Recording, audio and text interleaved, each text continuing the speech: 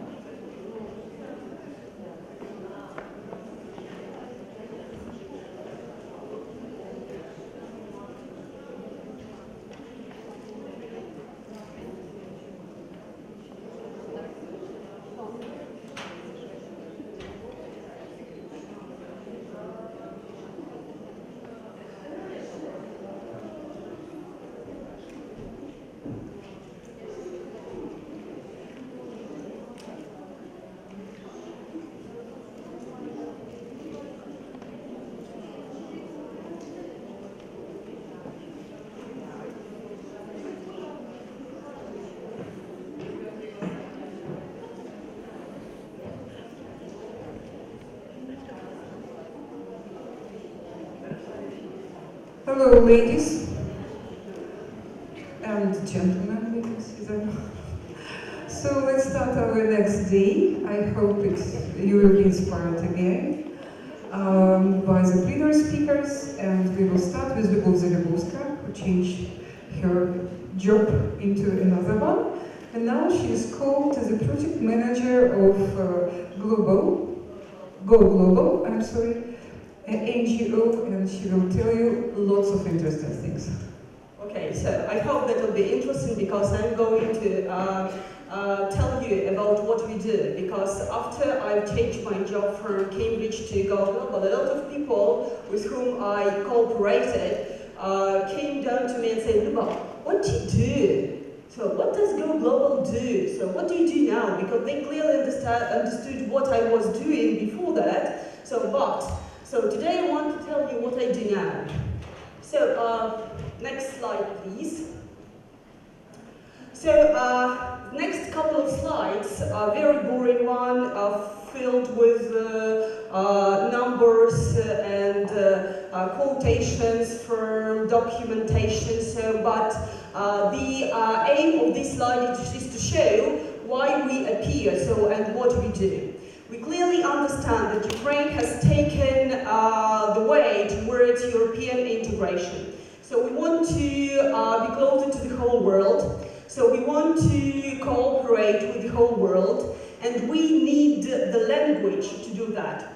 And for obvious reasons, English is the language of choice. Because, next slide please. Yes, because as we can see at this slide, so in many spheres of life, we need English. Because when we talk, the language of technology is English, the language of internet is English, the language of science is English.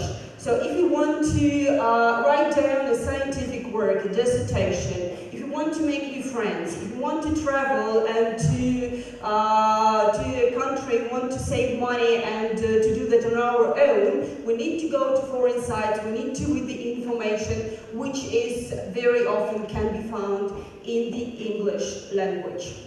Next slide, please.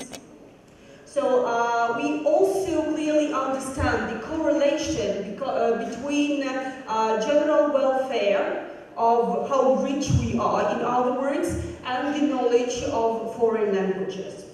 Next slide, please. So I'll cover these slides very quickly because I want to get down to the most interesting thing, the projects we do, as quickly as possible.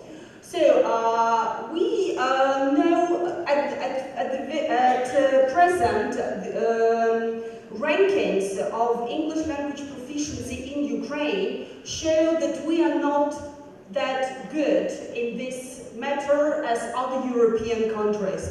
For example, Education First English proficiency ranking in 2014 said that we take 44th place, so which is among the countries with very low language proficiency.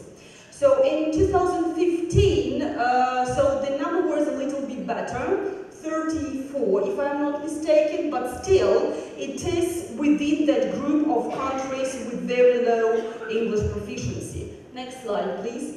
That's why we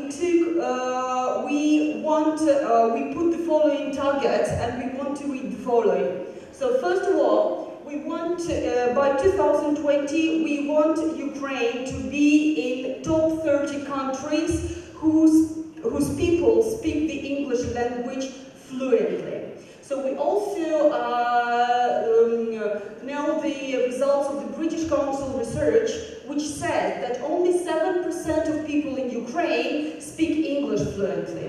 So we also want this number to be much higher. So what we aim at is 20% of Ukrainians speak English fluently. So, and that's why we decided, or not we, but our founders, Mustafa Nayem and Oksana Movchan, decided to organize an NGO, so non-government organization, which is now called Go Global, so to work as a project management office. So we do different projects which aim at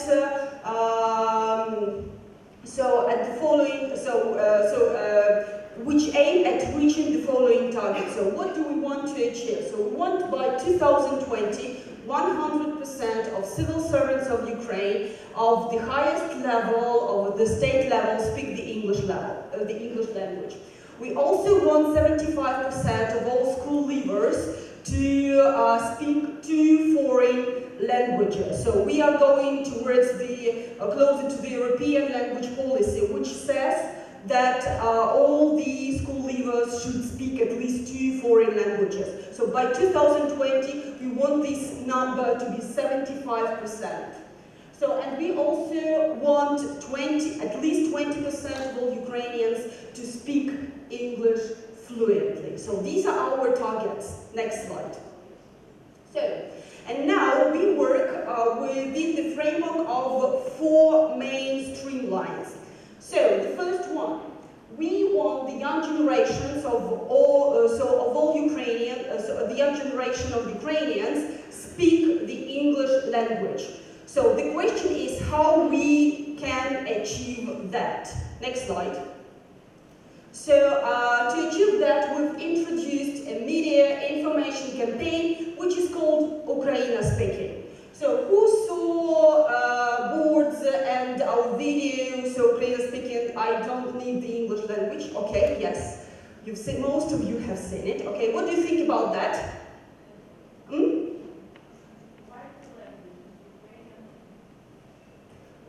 So the question is why Ukraine and speaking? Okay, so because we are Ukraine, yes, so, and we want to speak English, so because that is very easy to transfer to other languages. So after Ukraine speaking, there will probably, so there will be Ukraine Sprachen, Ukraine Parallel, Ukraine, etc., etc., etc. Because though we understand that English is the language of choice, and for obvious reasons, so we focus our attention on the English language, especially this year, which is the year of the English language, due to our initiative. So we pushed the president to announce this year the year of the English language. So we also do not want to forget about other languages. And probably our global aim is not the language itself. So language is means of communication. So our global aim is to bring up a generation of people who will be open to the world with another view of the world, with another perception of the world, so which would integrate the whole world easier. Next slide, please. So these are some slides from the campaign.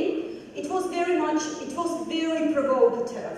So we received a lot of negative feedback saying, hey guys, you can't do that, this is very strong, this is too pushy, so poor marshrutkiki, yes, so shuttle bus drivers, so you can't do that, and so on and so forth. But the point is that we, if we just did, a plain, positive, calm campaign, no one would notice that. But due to that provocation, so we actually reached out to a lot of people. Next slide. And the survey done by TNS for us shows that 84% of people understood the message of the campaign right. So they did understand what we wanted to say by the campaign. So, and when and after being hinted a little bit, right? So even more people understood what the campaign is about. And which is more important is the next slide, please.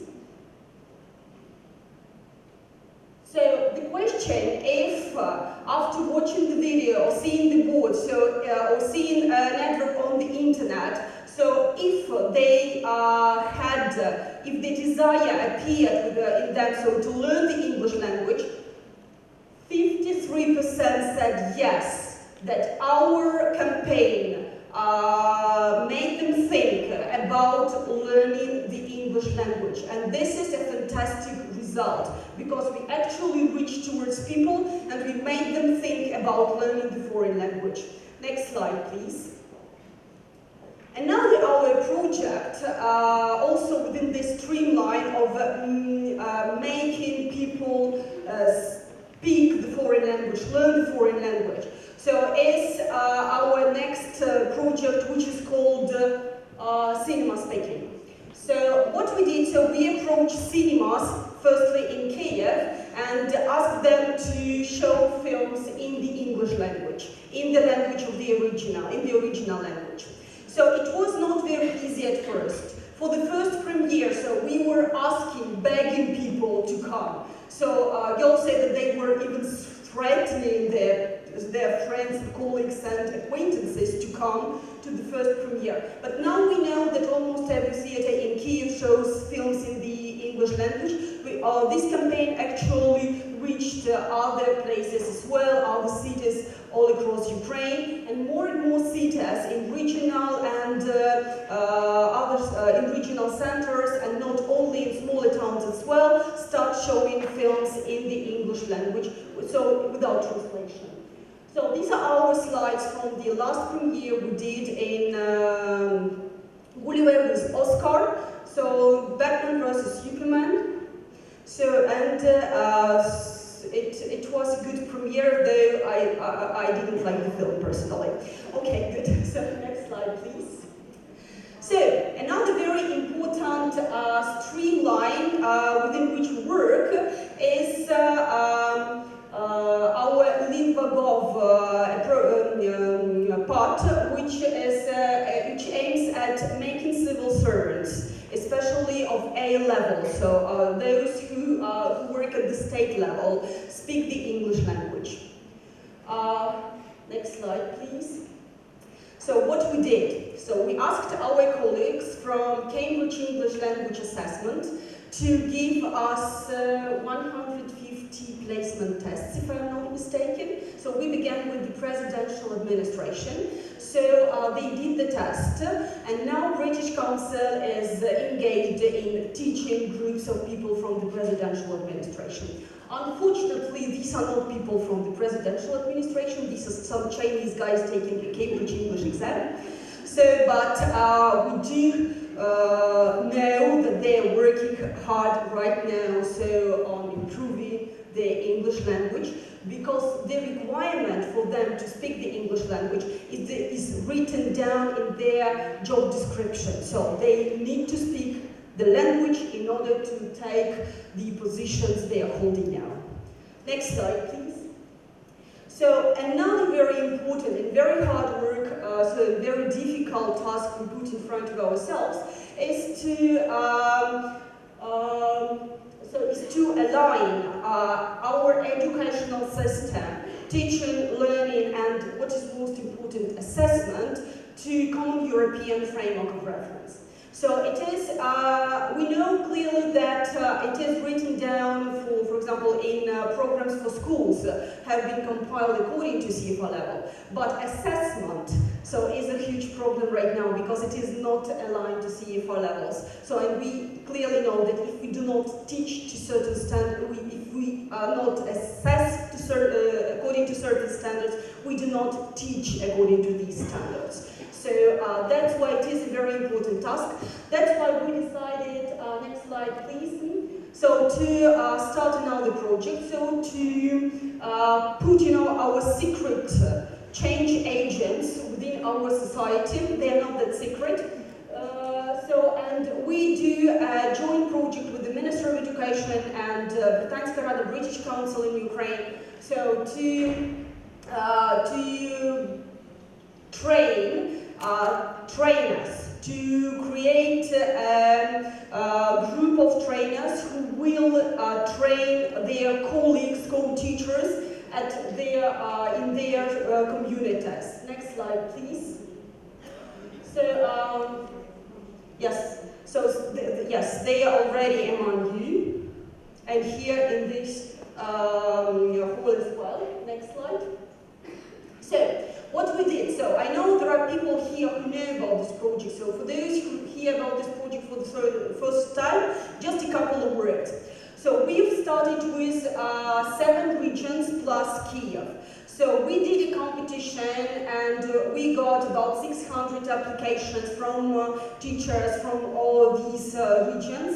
So, and we selected 138 teachers who have already been trained. So there was the first training in February this year. Next slide, please. Okay, so these are some pictures from these trainings.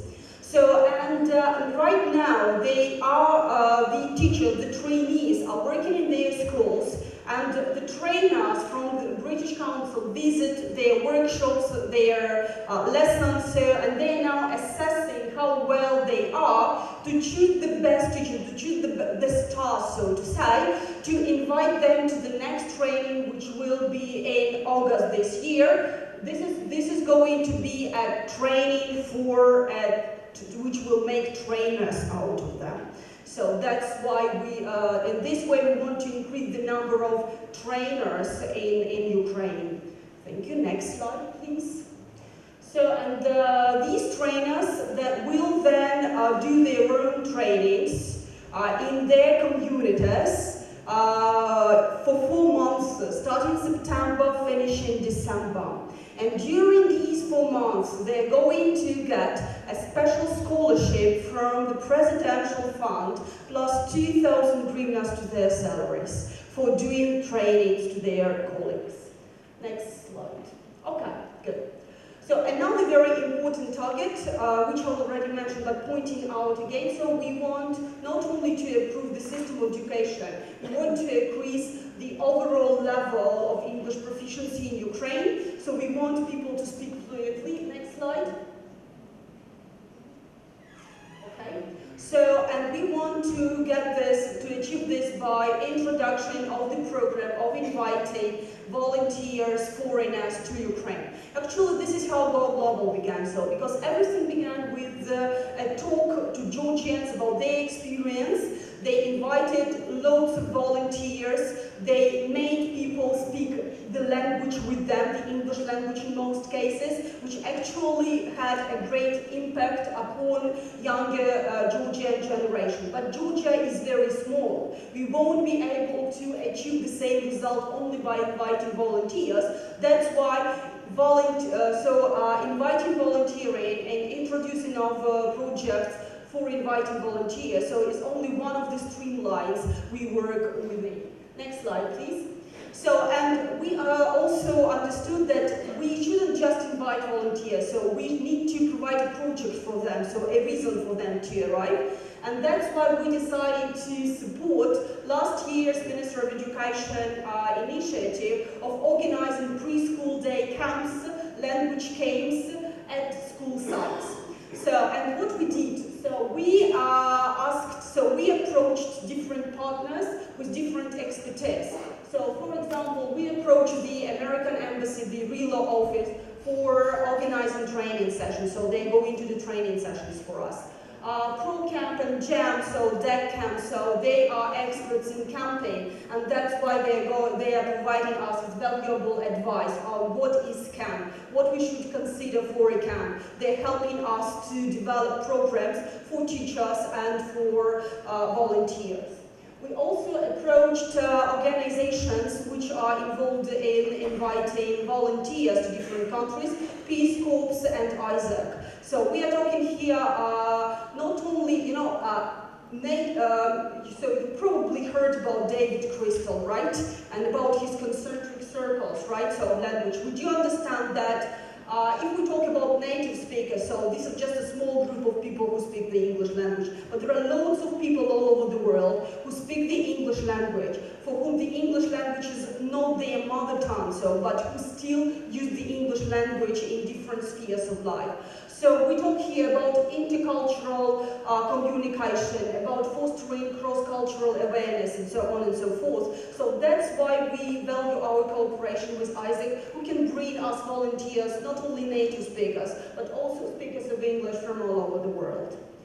So, and we also partner with Microsoft, who is developing a site for us, where all the materials for camping will be available, not only for those schools whom we will select to be Go camps, but also for all the schools who decide to do camps, private, state, whatever. So the link, I'll show you the link. It is still being developed, but there are already some materials, so you will be able to get there and to see what's there. Next slide, please.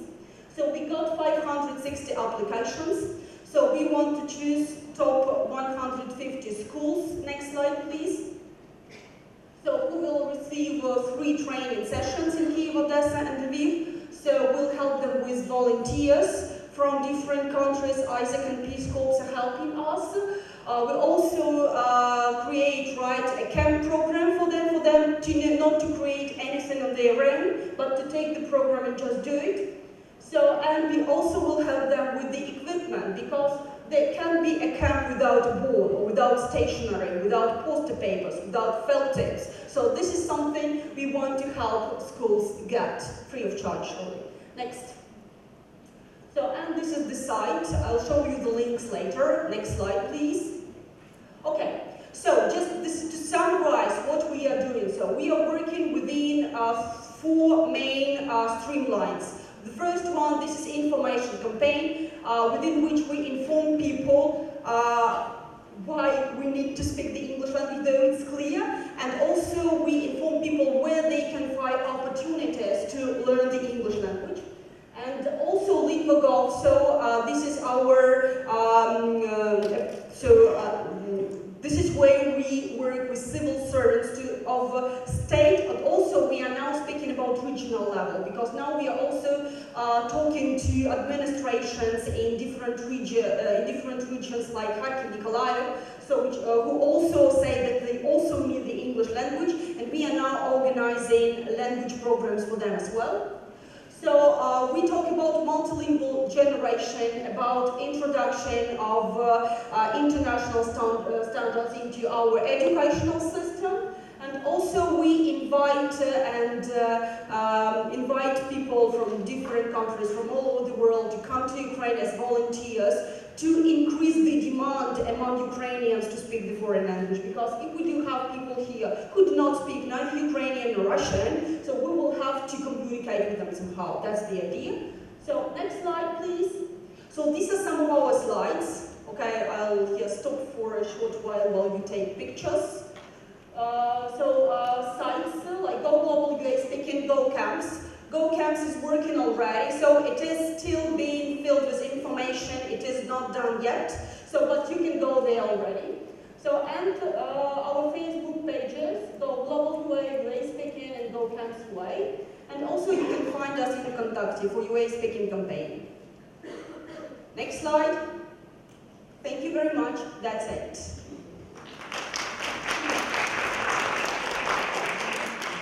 Thank you, Luba, and we have a kind of surprise for you, because I want you to get acquainted with a very interesting person.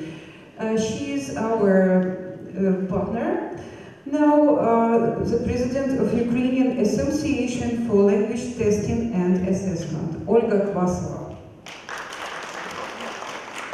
If you allow, I will be speaking right from here, okay? Well, first of all, a big thank you to IATEFL Ukraine conference organizers. And a big thank you goes to you for inviting me here. And I'm here to introduce to you the newborn association for language testing and assessment in Ukraine. Our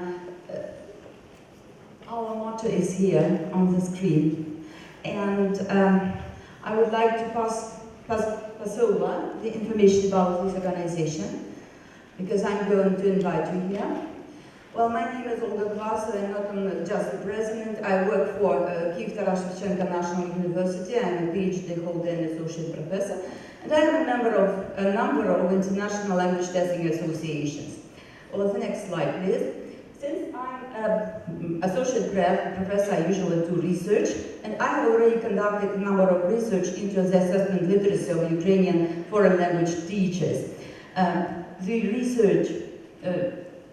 The research are represented here, and below you can see that last year, 2 years ago, I have already even developed a curriculum for enhancement of assessment literacy of Ukrainian foreign language teachers. Well, the next slide.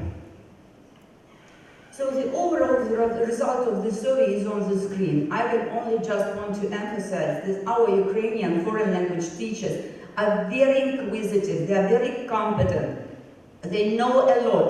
Their assessment literacy is absolutely comparable with the assessment literacy of our European colleagues. And to conclude with, we are ready for very big, large-scale projects to enhance our assessment literacy. I remind you, our motto is from fear and quality assessment to better quality of language learning and teaching. And the next slide, please. So our effort has been appreciated by International Language Testing Association based in the United States of America, and we were granted an opportunity to conduct an ILTA workshop last year on the premises of our university, and the objectives of this workshop are on the blackboard, on the screen. Well, actually, we wanted to have a solid theoretical basis, which would lay the basis for our professional growth in the field of language testing and assessment. The next slide, please. The next slide, please. So these are the Ukrainian participants. You can see them grouped according to the regions. The central Kyiv was represented by 3 universities, then clockwise Kharkiv, Sumy, then central part Cherkasy, then southern part Odessa and Mykolaiv, and the western part, last but not the least. The next slide, please. Next slide, please. This is our trainer and our presenter, our very high esteemed professional in the field of language testing and assessment. He himself is the current president of International Language Testing Association. He's done a lot for us, and we loved him a lot, and we want to continue our collaboration with him within the framework of the following workshop, the upcoming workshop. The next slide, please. Our workshop inaugurated our Ukrainian Assessment Association. Here are the 32 representatives of our association. And the next slide. Well, another grant that we have won with a different organization, that is European Assessment Association, which is to be held in the fall of this year, in autumn. The title of it is there. We are going to have Anthony Green and one more very highly esteemed professional in the field of LTA, Dr. Christine Kuhn. Well, and to conclude with the final slide. To conclude, I would like to invite you all to join our association, or not to join, but to follow us on Facebook, contact us via our website, which is now being populated with a lot of very interesting material, and, well, let us all work together for the reason of enhancing assessment literacy of us in order to improve the language learning and teaching of our Ukrainian school children and students. Thank you very much. I hope you are interested. And Жанна Sebastianova. Everybody knows her. Now the manager of British Council, responsible for English projects. Thank you.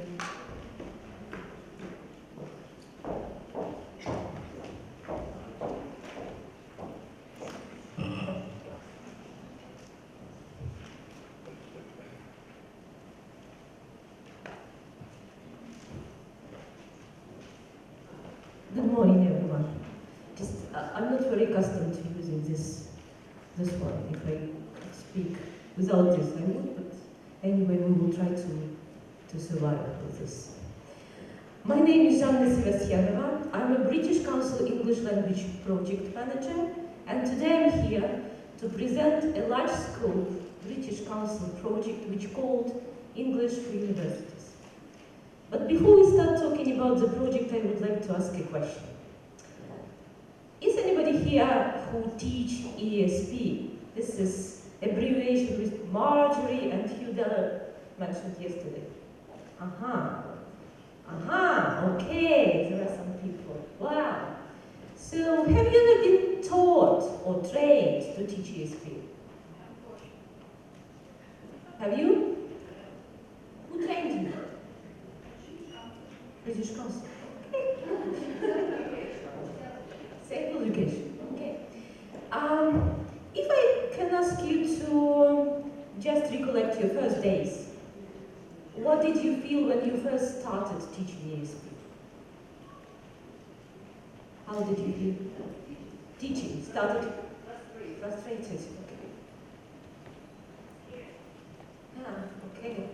I used to be an ESP teacher as well. I started with students of international economics, logistics, and international management. I really felt the same, frustrated, disappointed. At that time, I thought that, how would I teach? I don't know anything about economics, logistics. Also, I don't know anything about international management. But that time, I didn't know that I don't need to know about international logistics, economics, management. The only thing I need to know that I am an English teacher and I have to deliver the classes in English for specific purposes. That's why we are going to talk about this project, and we will present what we are doing in this project and how we shape in the future of Ukrainian university sector, cooperating with ESP teachers and EMI teachers. Again, some abbreviation in English. Next slide, please. I'm going to talk about project backgrounds and objectives. Then we will look at the project participants and focus groups. After that, I will highlight the steps and activities. And finally, we are going to talk about the impact and the result this project has already brought to the universities who are the project participants. And for this real example, I will invite my co-presenter, Nadia Yusupenko, the head of Foreign Languages Department from Czernivtsi National University. So if you are ready? Ready? Let's start. Next slide, please. The project was initiated in 2014. It happened just after the Ministry of Education had identified the improvement in English language as the first priority. So the aim of the project is to contribute into improvement of English language in university sector. This means to raise the standard of English in university sector to a point at which universities can fully participate in the international educational arena. But what does it mean to be the international stage player? What does it mean to participate in the international arena? This means to deliver classes through English. This means to contact the researchers and to present international papers in international stage. This also means that you have to have the ability to raise the standard, both among the university academic staff and students. British Council has designed the project to achieve the objective of building capacity and capability of the Ukrainian universities in ESP, EAP, and the EMI sector. Again, our abbreviation. So I think some of you know what ESP means. What this means? What does it stand for? Yeah, thank you. English for specific purposes. And what is EAP? English for academic purposes. Thank you. And what about EMI? EMI? English for something. Oh, thank you. Next slide, please. Now we're going to look at project focus groups. These are the groups which are involved in our project in each universities. And again, we start with ESP teachers. English for specific purposes. This is English teacher who deliver English to students of different specialisms. For example, English for specific purposes to engineers, to biologists, to managers. English for for academic purposes, this is English teacher who deliver English for academic purposes, but to master's degree students, or for example, to postgraduate degree students. Those who need English for their academic purposes, who need to write papers in English, who need to be equipped with academic English. This is our first focus group in the project. The second focus group is subject teachers, which we call EMI, English as a medium of instructions. These are the teachers, lecturers who deliver their subjects, for example, math through English, biology through English, management through English. This is our second group. And third group is students. Students, those who need to understand the lectures delivered by math teachers, but through English. Biology, who need to understand the teacher who speaks English during biology class. And students who are the specific focus group of the universities. So there are three focus groups in our project. And now let us look at the project participants. Next slide, please. These are the universities that have already actively been participating in our project. First, in 2014, the Ministry of Education designated 3 universities and they joined the project. They still are our participants. 6 more universities joined in spring and autumn. Next slide, please. With each of the university, we start working on the basis of consultancy. And we have in our project steps which each university has to go. So first of all, we start with the baseline study and we invite consultants from Great Britain. 2 consultants have already visited all 9 universities. These are Rod Balita and Richard West. They study the situation with English in each university, and after that, they write their report, and they report on the results, on the fundings. To deliver these fundings and to inform the university's authority about the fundings, we organize dissemination events. After that, we work with university authorities together, and British Council and universities, we design action plan. We see where the universities can improve the situation themselves, and in which area or sector British Council can help. And now we see that the most challenging area is ESP, EAP, and EMI teaching. After that, we organize a training plan and invite the universities who are the participants of the project to learn and to attend methodological trainings.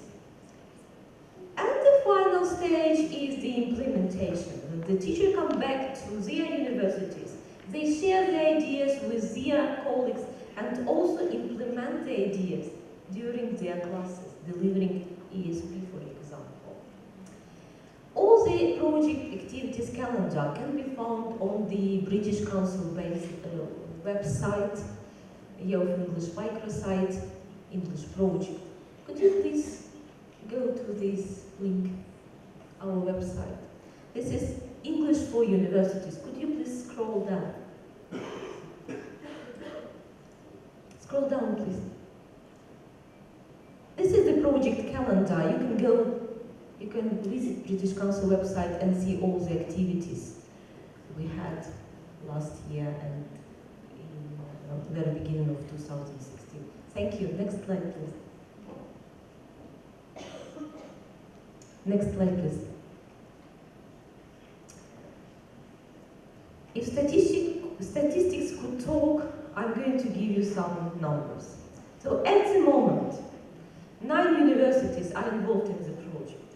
This means that 40 universities authority take decisions. They are involved in the project decision-making process. They are involved in the action plan design. 18 heads of ESP departments are actively participating in the project. We have already trained 90 EMI teachers, those who are lecturers, and also 250 ESP and EAP teachers. Those who have been trained, they come to their universities and they have already delivered 500 workshops and presentations to their colleagues. 1,300 students are at the moment the active project participants. They are learning online. They are doing British Council Learn English Pathway course. And we also see the impact. The impact, and this impact is 10,000 students. They experience this impact because the teachers, they are delivering their classes using new approaches to teaching. Next slide, please. And now to talk about the impact and the result of the project, I would like to invite my co-presenter Nadia Supenko to give you real examples of how the project works in their universities. Thank you, Жанна. To begin with, a few words about our university. We train about 15,000 students, and our teaching staff includes more than 1,000 teachers. The university consists of 2 institutes, 11 faculties, with 86 departments. And Cherny International University, like many higher educational institutions in Ukraine now, seeks to earn global reputation of excellence in research and high-quality teaching. That's why Cherny International University authorities set out to expand collaborative activities with the British Council, especially in the project English for Universities. This project gives quite clear and accurate advice how to popularize English amongst the teaching staff and the students. So while aiming to increase the number of courses taught in English, making great number of students attend them, and ensuring that the language level of our teachers is efficient to instruct in English, we were aware of some constraints, like insufficient number of hours of English in the curriculum, absence of standardized ESP program, and scanty skills to conduct lectures and classes in English. But we did not really understand how deep the problems were until the British Council sent its expert Rod Balisa and Zhanna Sebastianova to Cherny, and they assessed the situation. Next slide, please. They came to Cherny in May 2015. They visited 5 ESP classes for junior and senior students. Also, they observed classes of EMI teachers and their lectures. They talked to the students, to teachers of specialisms and English. They had meetings with the deans, heads of the departments, our vice rector and rector. And their verdict was, you do have problems with teaching English and teaching through English. That's why you should sit down and discuss your priorities and make out your plan to improve language skills and to upgrade your teacher's professional standing. I can't say we were at a loss, but we were definitely frustrated. But then we realized that having advice and guidance of the British Council experts, we can overcome everything. Next slide, please. So, the British Council experts presented the report on their studies in July 2015 here in Kyiv. And the result of their expertise and discussions with Rod and Zhanna affected the ways Cherny University thought about its aspirations and ways to build up international competitiveness in our university. So the drastic change has taken place. We move away from sending just our students and teachers for a short-term exchange program to partner institutions, to a longer-term concept of internalization of the higher education here in Ukraine and to improve quality of teaching. as a driving vehicle to promote a high-quality English class, a set of British Council training courses was introduced. 39 ESP teachers and 13 EMI teachers visited the training courses. We waited with anticipation for the first participants to come back and listen to what they would say. They all unanimously said that they benefited educationally, methodologically, and even linguistically through their experience of micro-lecturing, group work, discussions, practical exercises. They learned about new techniques in teaching, which is no more teacher-centered, but student-centered, with their focus on critical skills and abilities. They all emphasized a high qualification of British Council experts, their deep knowledge in a given area, and their willingness to share their experience with Ukrainian teachers. I can't but mention Jana's great organizational skills because she fostered both effective agenda and comfortable accommodation. Thank you so much for that. Next slide, please. Then, when the teachers came back from their training courses, the disseminations were organized at 3 levels at our university. First, disseminations at the department level, where 31 trainers presented their workshops.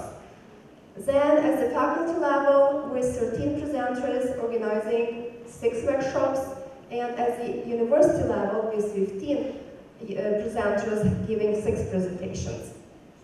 Altogether, there were 1,007 disseminations.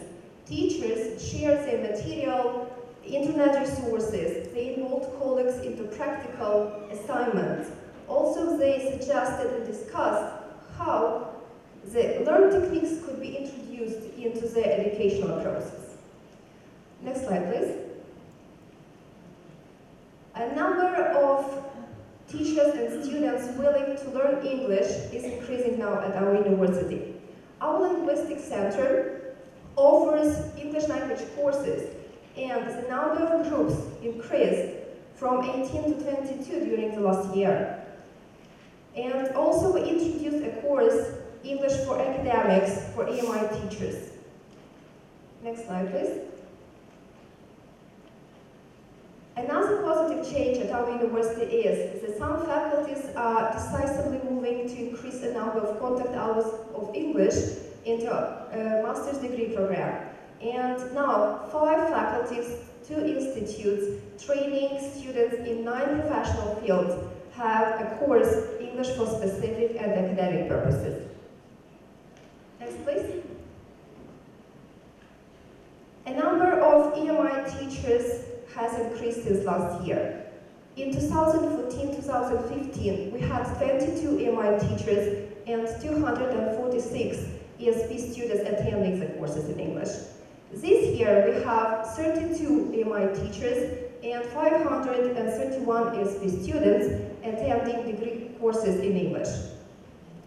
So, as you see, a lot of positive changes are taking place in our university. Also, we plan to introduce a pilot educational program, English for specific purposes, which is being now elaborated by the team of teachers. Also, we would like to have a course, English for Academics, in our institutional context, and we are going to do that. So, we greatly appreciate all the initiatives of the British Council, and thank you so much for your help, assistance, and we believe that Ukrainian universities will enter a huge European academic community. Thank you for that.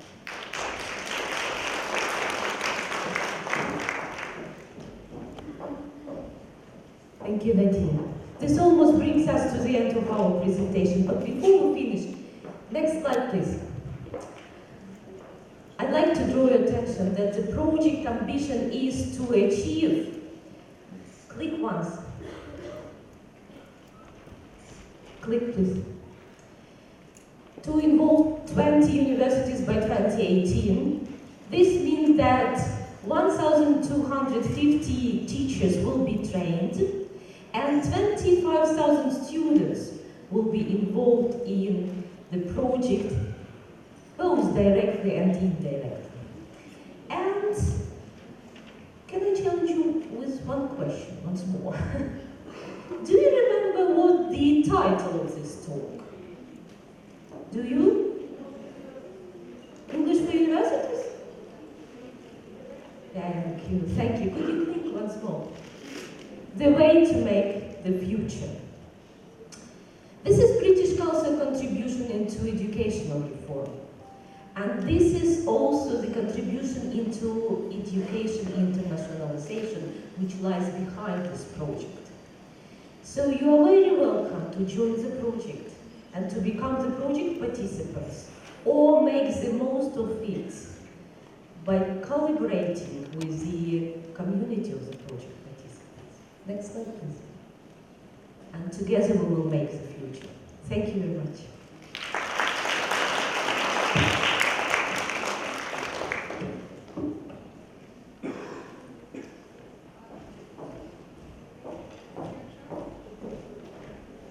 Do we have the time for questions?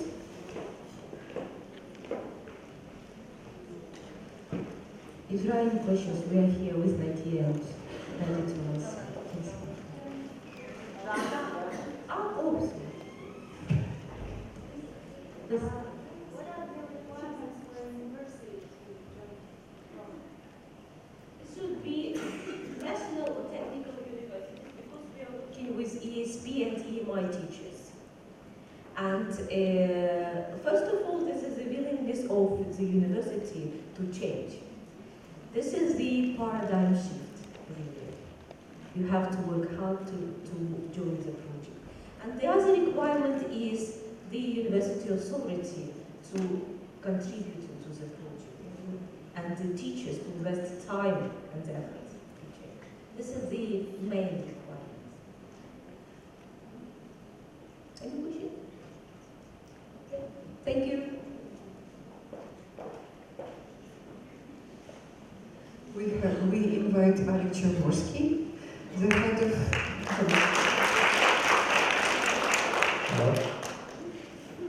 I said I'll try whether this works, but they were right. Doesn't work. That doesn't work. So I'll be doing a lot of next slide, please, or click, please, or следующий слайд, пожалуйста.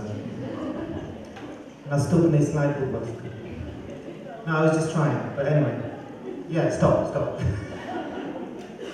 Hello, thank you for coming here so early on Saturday morning. My name is Alek Jaworski and I work for Cambridge English Language Assessment, and today I will be talking to you about language assessment and why you should do it, or your students should do it, and how we do it, and what it is, and hopefully I won't bore you too much. Before I get to assessment, I would like to talk a bit about the institution I represent. It's called Cambridge English Language Assessment. It's part of the University of Cambridge.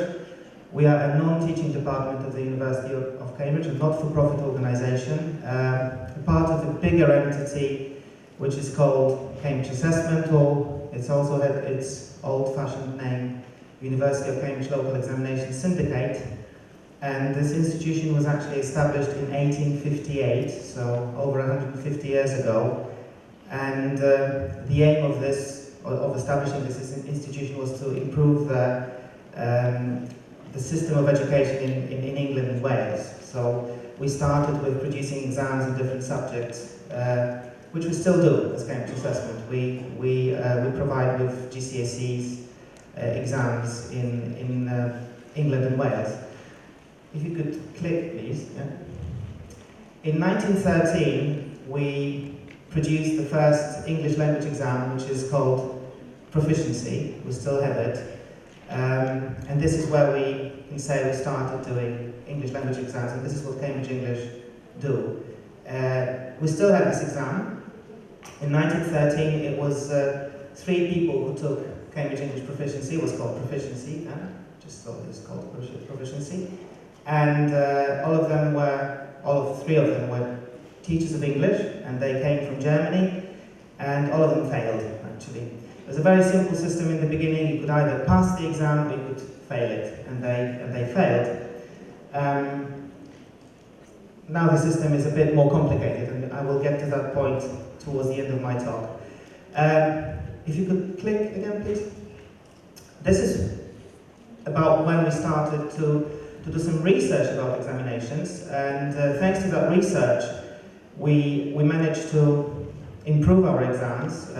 So for instance, proficiency in 2016 doesn't last for 12.5 hours, and you don't have to recite poetry, and thanks to this, more people take it, and more people actually are successful in taking it.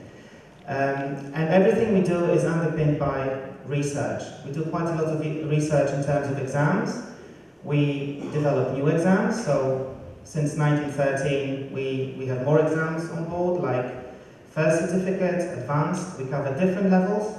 Back then it was very simple, either you were very proficient or we wouldn't consider you know English at all. Now it's a bit more complicated. We also change these exams from time to time. We do revisions or updates. So those of you who prepare for Cambridge English exams may remember that a year ago we did a revision of FCE and CAE, for instance. So this is what our researchers in Cambridge do. But we also do quite a lot of research into CFR.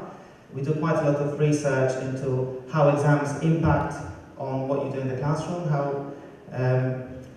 how to adapt CFR to the English language. We've got a huge corpus together with Cambridge University Press, which we use for this research as well. And we do quite a lot of statistical analysis, which helps us to develop exams. If you could click, please. And again. Click 2 more times, maybe. So the result of this is that this last year we had over 5 million candidates. So this is the number of people that take Cambridge English exams every year. When I started working for Cambridge, which was almost 10 years ago, I think the number was 2 million people. So as you can see, this number has been growing over the years, and we expect this number to grow further. We've got 2,800 examination centres all over the world. We work in over 130 countries in the world. And of course, many of these centres are also in Ukraine. You can take Cambridge English exams, well, in all major cities in Ukraine, and if there's no exam centre in your city, then rest assured that one of the exam centres will be more than happy to come to your city and do exams if you have candidates. We work with over 52,000 preparation centres, or I should say we've got 52,000 registered preparation centres. A preparation centre is a school, a university, a private language school that prepares for Cambridge English exams and that makes group registrations for Cambridge English exams and is registered on our system. But there's quite a lot of these institutions which are not registered on our systems, or there's quite a lot of private tutors, teachers who register their candidates, or maybe a school just tells them to go and register themselves in an exam centre. So actually the number of these is bigger than that. But these institutions, which are registered preparation centres, they get support from us, they can see their students' results, they get very nice certificates, they get a logo if they have larger number of candidates. If you could click, please. What we do under several different names, or brands, if you will. Our main brand is Cambridge English, and this is the most of our exams are developed under this name. There are exams for English language learners, and there's quite a lot of qualifications for teachers as well, because we do quite a lot of teacher training.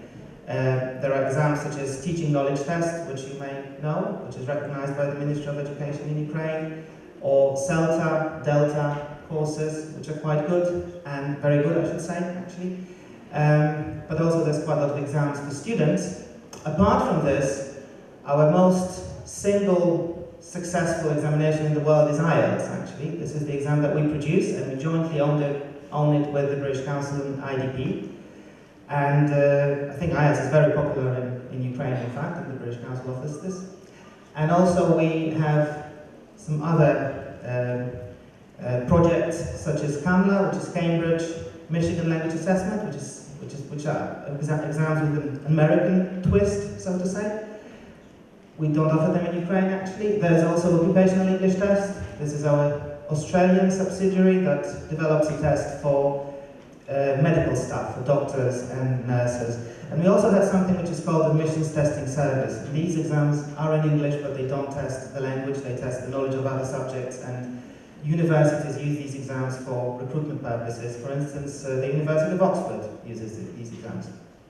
If you could click again, please. So what do we do in terms of language learners? If you can click again, please, that spoils the effect. It works much better if you do it yourself, actually.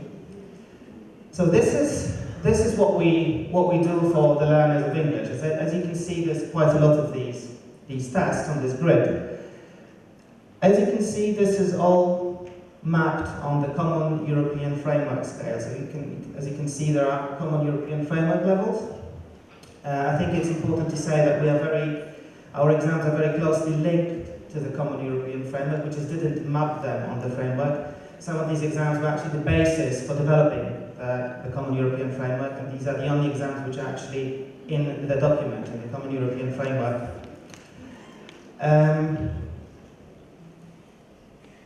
On the left-hand side, you can see what we call curriculum-based exams, which basically means that they test language at specific levels, and you need to follow a course in order to be successful in these exams, which is very good actually, because you learn relevant, useful things when you follow these courses, and this is why we claim that these exams have a lot of educational value. They integrate with school curricula very well, and while you're studying for the exam, you are learning perfectly useful things. I will talk about this in a minute. This is what we call the washback effect. So basically, if the test is good, if it tests relevant things, what you would be doing in the classroom would be also relevant and good. If the test is rubbish, you will be doing a lot of rubbish in the classroom. So our tests are not rubbish, they're very good. And when you prepare for the tests, you learn useful things. This is why I did my FC back in 1993 or 1994. I didn't really do it for recognition, I just did it because I was studying for my entrance exams to university, and I thought this would help me to learn English better, and it did. So these are curriculum-based exams. Our main suite of examinations is something, lost the pointer somewhere, but basically what you can see here is key, preliminary, first, advanced, and proficiency. So this is the main suite of examinations. They are set across all levels of Common European Framework, but with time, because we believe in the rule which is called fitness for purpose, which basically means we don't believe in one size fits all. We believe that because learners learn English for different purposes, they learn English at different levels, they are of different age, they should have different tests. We just can't test them with one test. And we notice that there's a lot more and more learners which take first, for instance, who are younger and younger. So it would be kind of difficult for a 13-year-old to do first.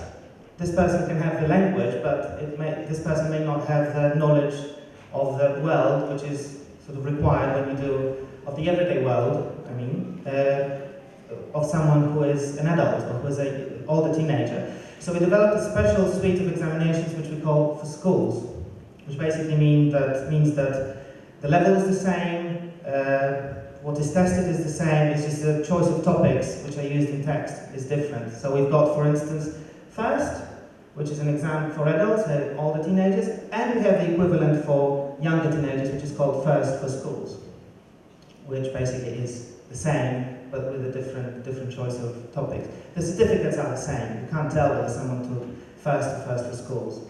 And if a 30-year-old wants to take first for schools, there's no problem, but it would be more difficult for them because they would be reading about doing homework and stuff like that.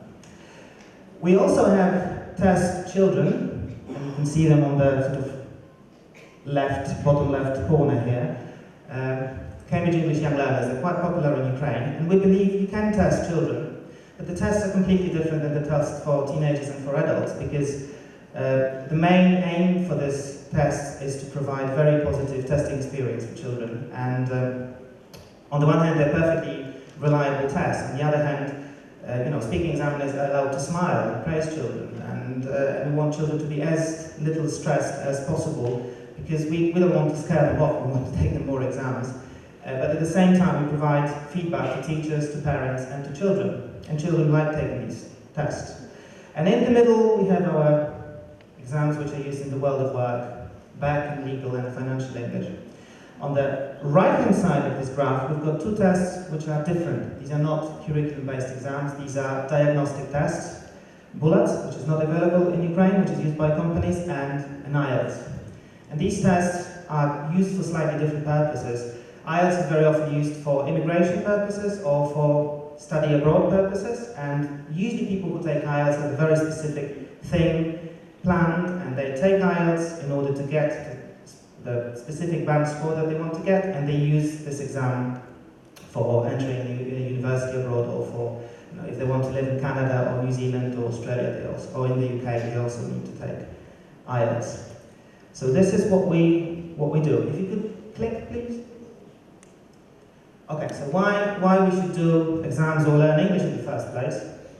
I think some of these questions were answered in previous presentations, but I didn't see the previous presentations when I was preparing this, so I got some information about English. Yeah? So if you could, yeah.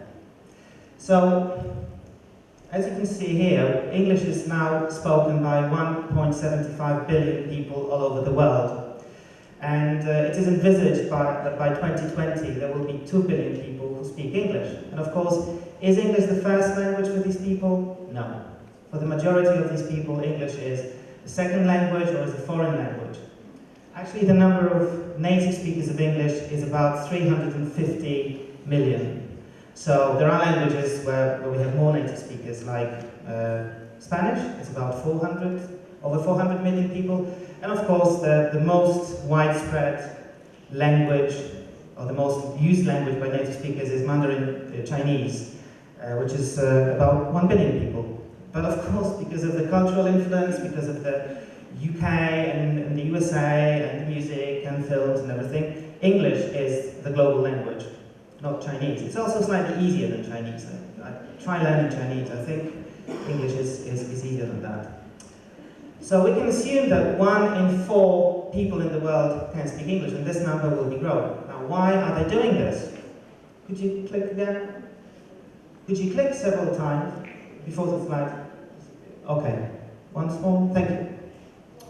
English is used in education a lot, and as you can see over there, right now, all over the world, we've got close to 200 million students, and this number is growing as well. 4.5 million students take part in some kind of international programs.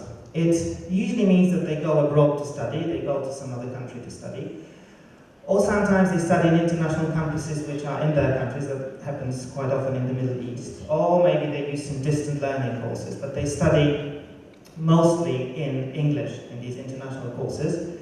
50% of these enrollments of these courses go to the US, UK, Australia, Germany, and France. But even those enrollments that go to Germany and France, a lot of them go actually to courses which are taught in English, not in German or French. And we've got close to 6,500 courses like that in Europe, and this number is growing really fast. In the last 18 months, it has grown by 42%. And you were just talking just right now about English as a medium of instruction in Ukrainian universities, and this is what universities in Europe do. They want to attract students from abroad because of the demographics. In Poland, where I come from, we've got plenty of universities, about 400 of them, or tertiary institutions, and they will soon run out of students in Poland. So there's quite a lot of students coming to Poland from places like Ukraine, or from India, or from the Middle East. And it will happen here as well. The main providers of these EMI courses outside the English-speaking countries in Europe are the Netherlands, Germany, Sweden, and France. And the quality of teaching in the Netherlands, or in Sweden, or in Scandinavia is very high. And the good thing about this is that you can go and study in Scandinavia for free. You don't have to pay. In the UK, you have to pay quite a lot now. If you want to study in Sweden, it doesn't really matter whether you are from the European Union or not. This is for free, but it is in English. And of course, international exams are the way for these universities to actually make sure that the quality of students that they get is good enough. They don't want to teach students English. They want to get students that already know English well enough so that they can study in English. And this means that they usually need to have C1 level, according to the Common European Framework. Sometimes it's C2 level. Some really good British universities, like the University of Oxford, would require the C2 level. Sometimes it's a B2 level, but not too often. Could you click again? Now, another important area where international exams have a role to play is the labour market, is the companies. Because of globalization, companies need people who can speak English very well. Can you click several times until the slide? Yeah, I think this is it. So, certificates are used for recruitment purposes at companies. They are used sometimes for professional development in those companies that invest in teaching English. But of course, most companies want to get employees that already know English so that they don't have to invest any money in that. This is the research that we did in Poland a couple of years ago. We did a similar research in Germany a year ago. And in Poland we learned that actually 2/3 of large companies want employees that can speak English. And this is the actual skill which is used at work. It's not something that they want and they never use afterwards. They actually use those skills at work. And every company in Poland that requires people to know English, they check it somehow. They don't believe, what people put in their CVs, especially if they put something like, English communicative. I mean, what does it mean? It can mean nothing. So basically, if you put your exam on your certificate, it provides employer with information. They would probably check it anyway. They would probably do an interview in English, but having a certificate is good. The most popular certificates in Poland are first, advanced, and proficiency, and the level that these people are looking at is usually at least B2. So this is what you need if you want to get a job. Certificates also give more information about potential employees, apart from the language level, of course. They say quite a lot about what kind of person you are, that you like to learn, that you're serious about looking for a job, that you set yourself goals, and that you're systematic. So they also, and we know that from the research, and that was a representative sample of companies in Poland, they read those things between the lines. And we also asked those companies that actually recognize Cambridge exams if they're willing to pay more people that have language certificates. And actually 1/3 of them said yes, we can pay exactly 16.4% more to those people who have English language certificates. Can you click again, please? So this is the global trend, the growing of recognition of Cambridge English exams. And we've seen a massive growth since 2011. As you can see over there, in 2011 we had 12,000 recognizing organizations. Last year we hit 20,000. And of course it doesn't happen organically. We go to companies, we go to universities, we talk to them, we explain how certificates work, how they can use certificates, or how they can use the information from language certificates, and we'll continue to do this. So as a result of this, we've got over 10,000 tertiary institutions that recognize our exams. They usually recognize IELTS and Cambridge English Advanced. We've got over 5,500 companies that use or recognize our exams, and the rest of the institutions would be the government agencies, professional bodies that also use our exams in some way. And the most recognized exams are IELTS Advanced First, and BULAT is the test which is used by companies. Very often they do it to measure the return on investment in language training. In some countries it's very popular. The highlights here come from the States, where we've been growing a lot recognition in the tertiary sector, as well as in Australia, where we've been doing that. We're very successful in the corporate sector in China, so it's the Chinese who learn English, not the other way around yet, and I hope it will stay like that, because Chinese is slightly more difficult. And closer to Ukraine, we've been doing quite a lot in terms of recognition in the corporate sectors in the Czech Republic and in Poland. And in Poland we also have quite a lot of recognition in the HE sector. So, if your students want to come to Poland and study, if they have Cambridge English First or Cambridge English Advanced, they will very often get exemption from the internal exam at the university. They won't have to take those internal exams. It's 160 universities in Poland that actually recognize Cambridge English First and Advanced. Can you click again, please? So, as a result of this, we're very proud to say we've got 20,000 recognizing organizations, and we're happy to see some of those organizations in Ukraine, like for instance the Ministry of Education that exempts holders of a preliminary English test from the DPA exam. Can you click again, please? Okay. Now, yeah, you can click several times. Spoils the effect a bit, but still. So why do these institutions recognize our exams? And there's a number of reasons for that. They are international and fair. It doesn't really matter whether you take them in Ukraine or whether you take them in the UK or in Poland or in the States. They will always look the same, and they will be marked in the same way. It's the same standard across the world. They will be even taken on the same days, in the same time windows, so that we make sure that people don't cheat or relay the information about the exams. They are very well supported. There's a lot of stuff which is available, a lot of learning materials, teaching materials. A lot of these materials is available for free. And it's on our website, and I will show you the address towards the end of this presentation. A lot of these materials we developed jointly with Cambridge University Press, like different courses and practice tests.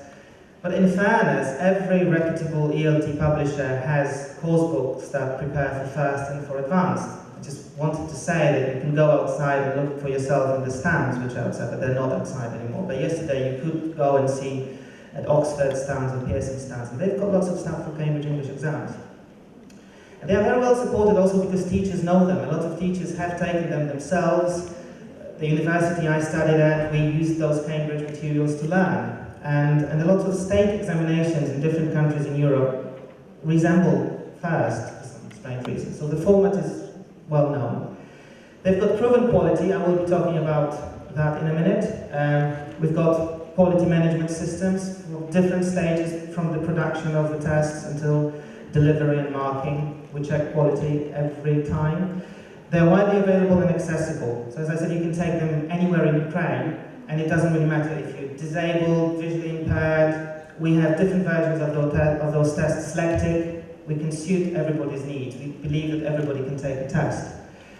And this is why they're accepted globally. And they're fit for purpose. That's the one I forgot to say. They're fit for purpose. I sort of explained that in the beginning. Can you click again, please? So how does this work? What do we consider as a good exam, and how do we produce those exams? Click again, please. So what makes a good language test, according to us? This is our take. Well, first of all, we believe that a good test tests all 4 skills. And of course, some skills are a bit more problematic to test, like speaking, or a bit more expensive to test, but we believe a good test should test all of them. Reading, writing, speaking, and listening. And this is what all of our exams do. We believe that they should have a positive washback effect. So what you do in the classroom is very largely determined by the test. So for instance, if the test that you're preparing for doesn't test speaking, would you teach speaking in the classroom? Would you spend any time on that? Probably not, unless you believe in that yourself, but a lot of teachers won't. They just teach to the test, and if the test is bad, what they do in the classroom is bad. And it's not because it's not what I'm just saying, it's the research that we've done. We've done quite a lot of research about washback and impact on our tests. They should be easy to integrate into curriculum. And because of the fact that a lot of curricula in Europe are now aligned to the Common European Framework, and our tests are aligned to the Common European Framework, they're very easy to integrate. In many countries, and I believe in Ukraine, we provide something which is called curriculum mapping. So we can actually show you the areas which curriculum doesn't cover, maybe, that Cambridge English Test covered. So if you prepare for Cambridge English Test, we will tell you what you need to do extra. And it's this way rather than the other way around, because what's in the curriculum these tests cover. I mean, the language element. If you learn about Christmas in the UK, it won't be covered by the exam. But if you learn language at the B2 level, everything that you have in the classroom will be covered there. But then maybe some more things which are covered there. They should be recognized, we talked about that, motivating, and I believe they are very motivating. Now I'm learning German, I'm trying to learn German. It's a painful process, which proves that English is much easier than German, and I think I would just need to start to prepare for some exam, because otherwise I won't be able to learn it. And I think it motivates a lot of people if there is an exam at the end. And they should relate to the real life. We don't really test irrelevant things. We don't test the language which is not used. Most of the texts which are in our exams are actually authentic texts. Sometimes they need to be adapted, especially when the level is lower, but still they are authentic texts. And they should be fair and useful. So I think they tick all the boxes. Can you click again, please? And again. And again, and again, and again. 2 more. 1 more. Thank you. So, what do our stakeholders need? Do you know what stakeholders are? Stakeholders are all the people involved in this process. So it's not only us who produce the test and the candidates who take the test, but in this process there are many other people and institutions involved. You are involved because teachers are involved, preparation centers are involved, examination centers are involved, but also recognizing organizations, the ministries of education, people who manage the education system. They are all involved, and we talk to them about the tests because the tests are for them and not for us. And we believe that the test should be valid, so they should check the level of English mostly. We don't really test the knowledge of history or English culture or English geography. We just test the knowledge of English. This is the most important thing. And the tests cannot be culturally biased. So imagine a person in China taking a test. I mean, these persons may know nothing about the UK, and it's fine because what we test is the English language. They should be reliable. What it means in our case is that our tests are closely linked to the Common European Framework, and the whole methodology of making the tests allows us to produce the tests which have consistent level. So we can't say FC in March was easier than FC in December. It's always the same. It's always the B2 level, and we are pretty sure of it. And this is what we believe tests should be like. So there should be some point of reference. They should have impact. And I was talking about the impact in the classroom, the washback, but also a wider impact. I think, for instance, IELTS has had a great impact on tertiary education in English all over the world. And these tests do have impact, positive effect on the system of education. I believe if we continue doing exams in Ukraine, people will speak better English. That's the positive effect, that's the impact. And they should be practical.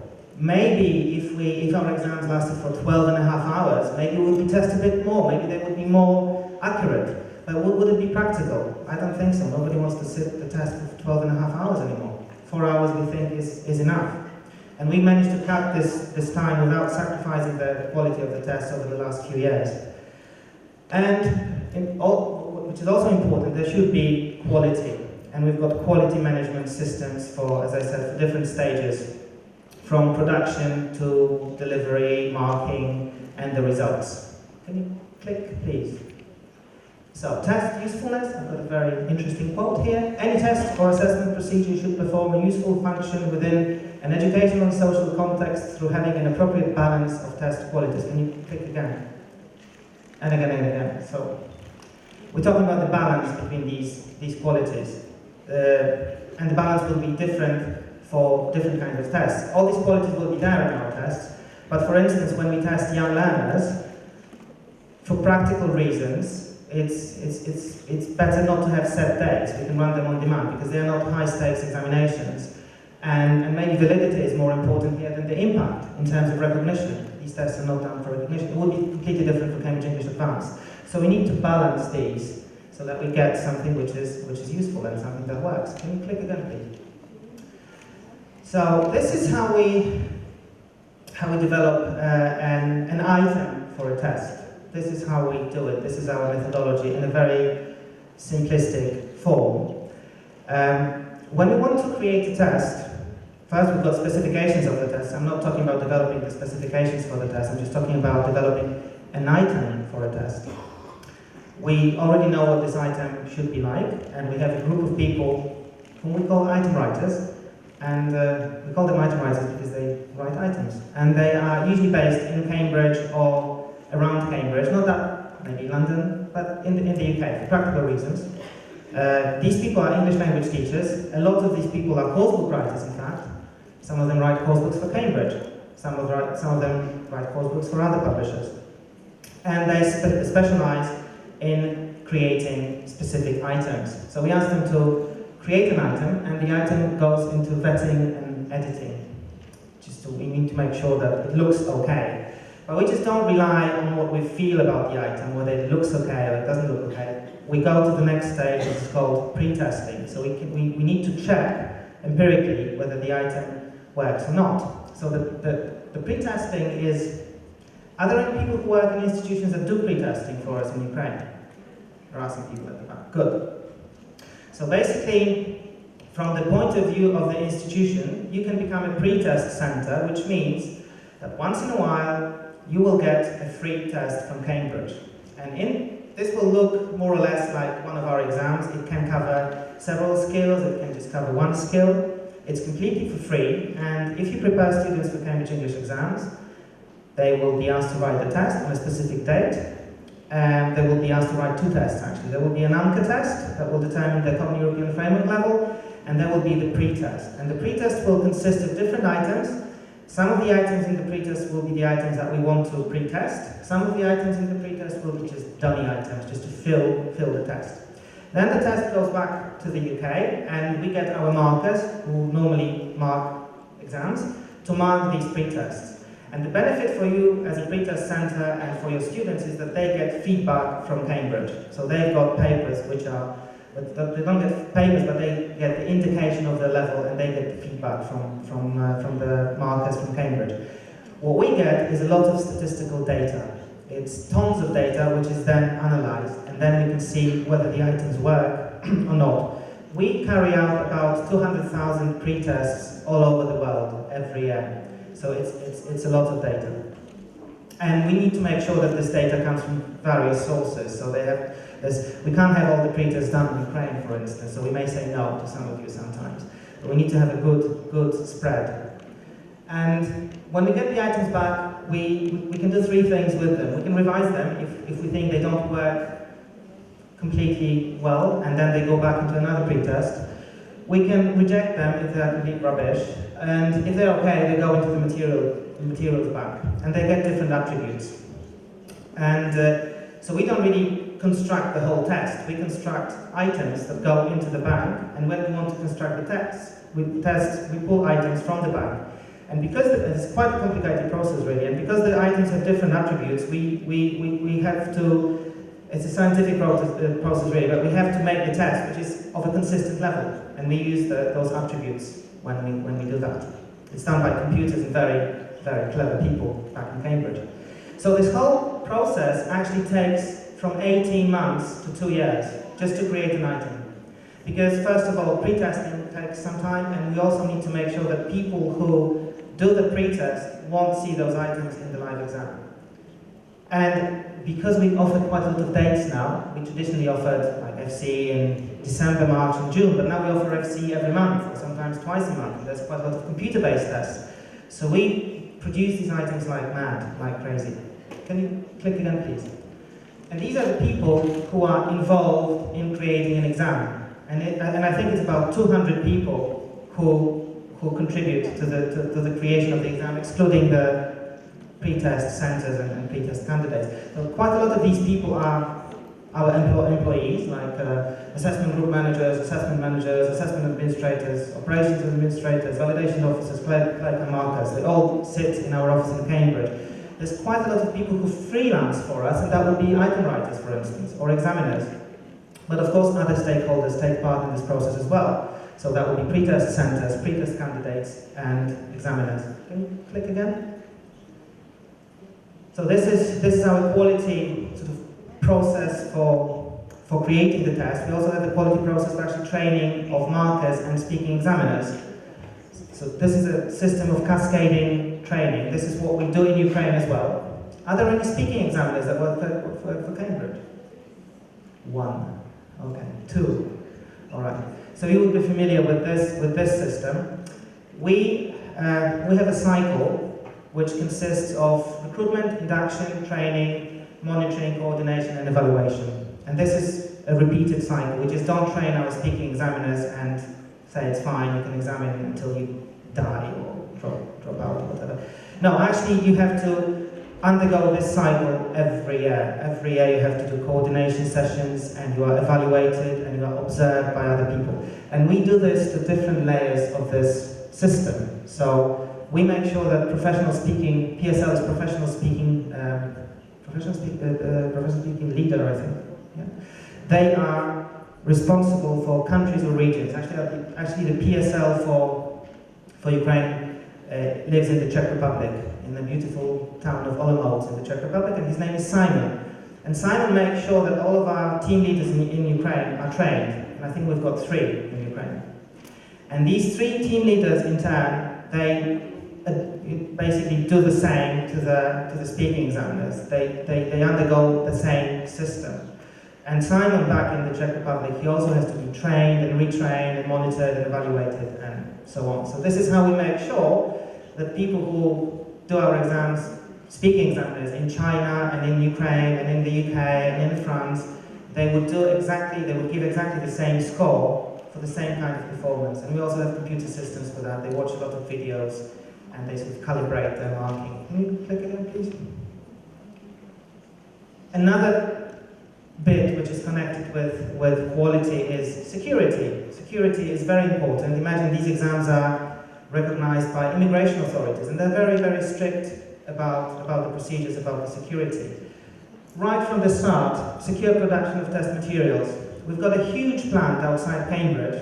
It's called DC10. Don't ask me why, I don't know why it's called DC10, but it's huge. It looks like a big IKEA store or Macro or something like that. It's a huge hall, and there's quite a lot of facilities inside. We produce the materials there, they are being printed there, they're being packed. There's DHL and UPS on site, and they are sent all over the world, securely sealed. We need to make sure that the materials are opened on the test day in the venue, not before.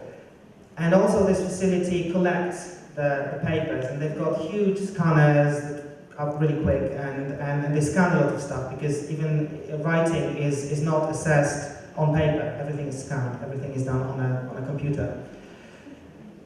This security has to be also maintained by our exam centers. So they need to have safes. We go and inspect them on a regular basis. We need to make sure that our security back in Cambridge wouldn't be worth much if the test centers were not secure. So we make sure that they are.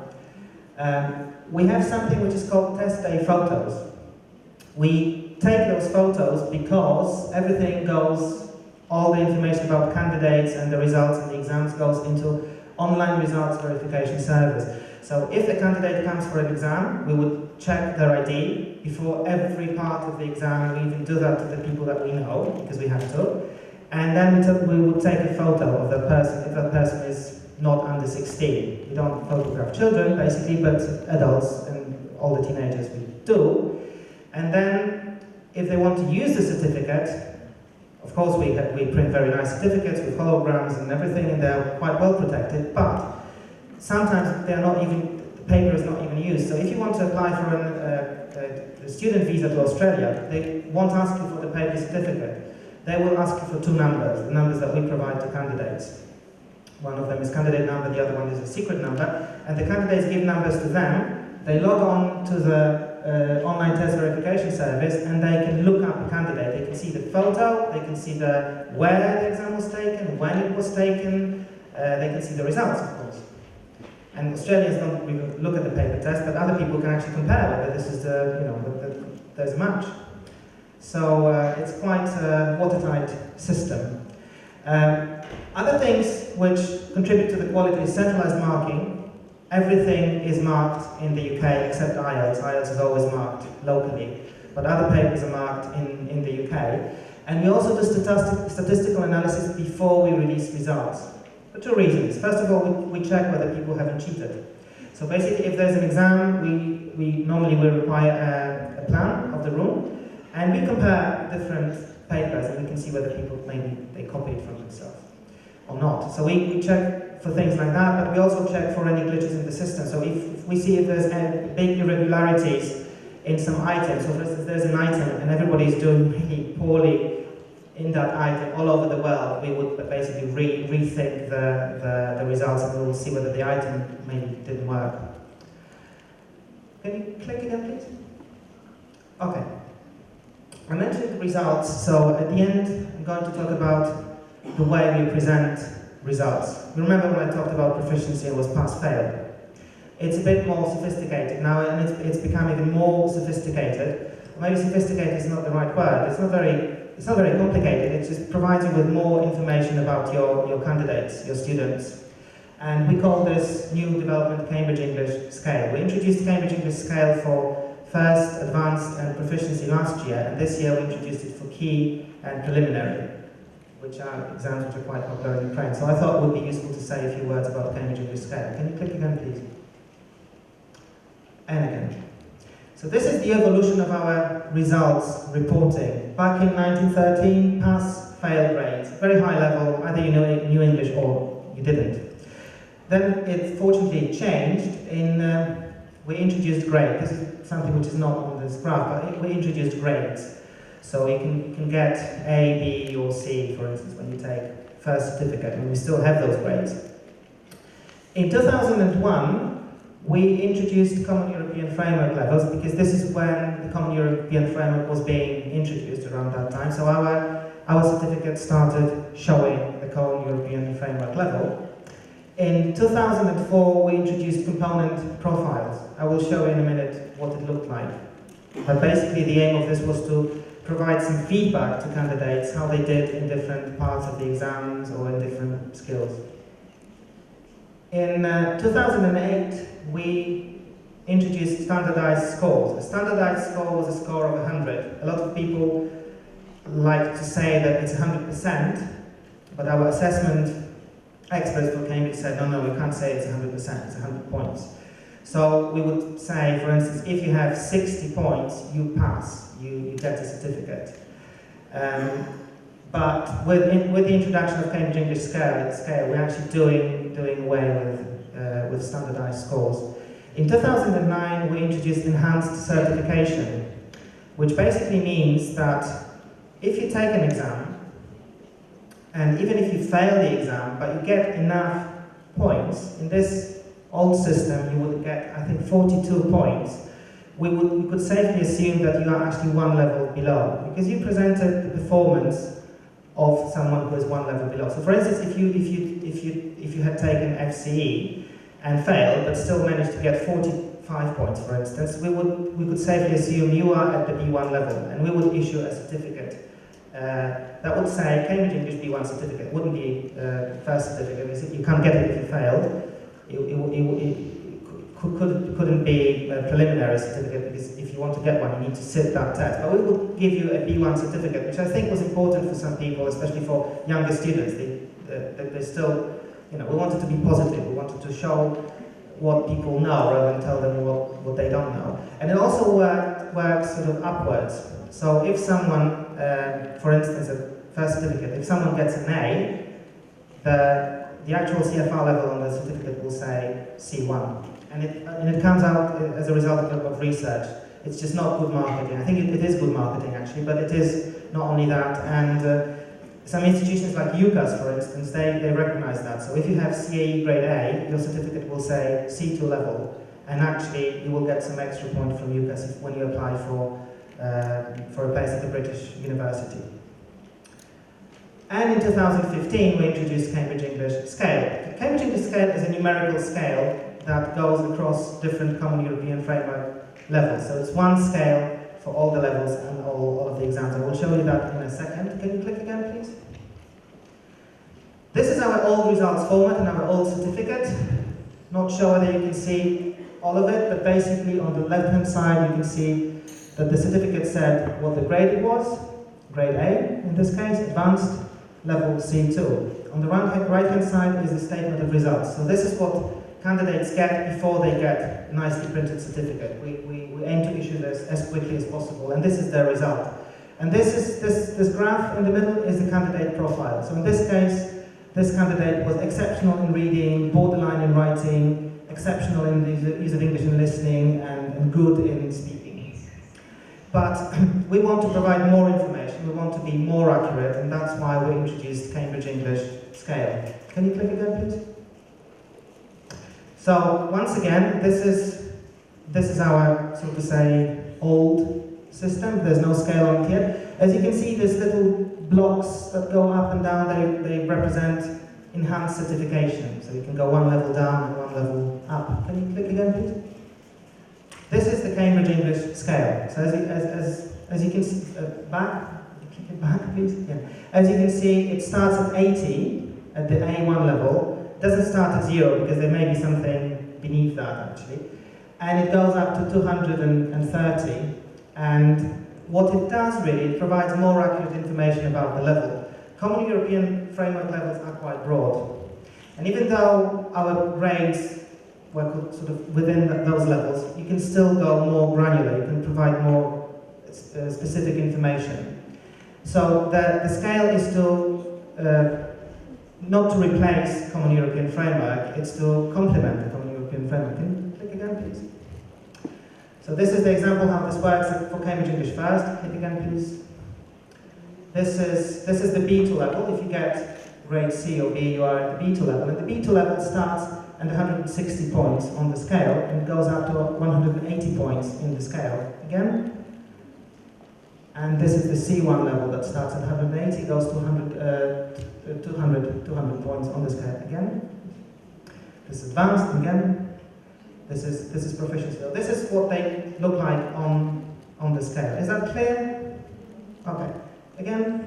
And these are the new exams that just have come on the scale right now, which is key, preliminary, and business English certificates. Can you click again, please?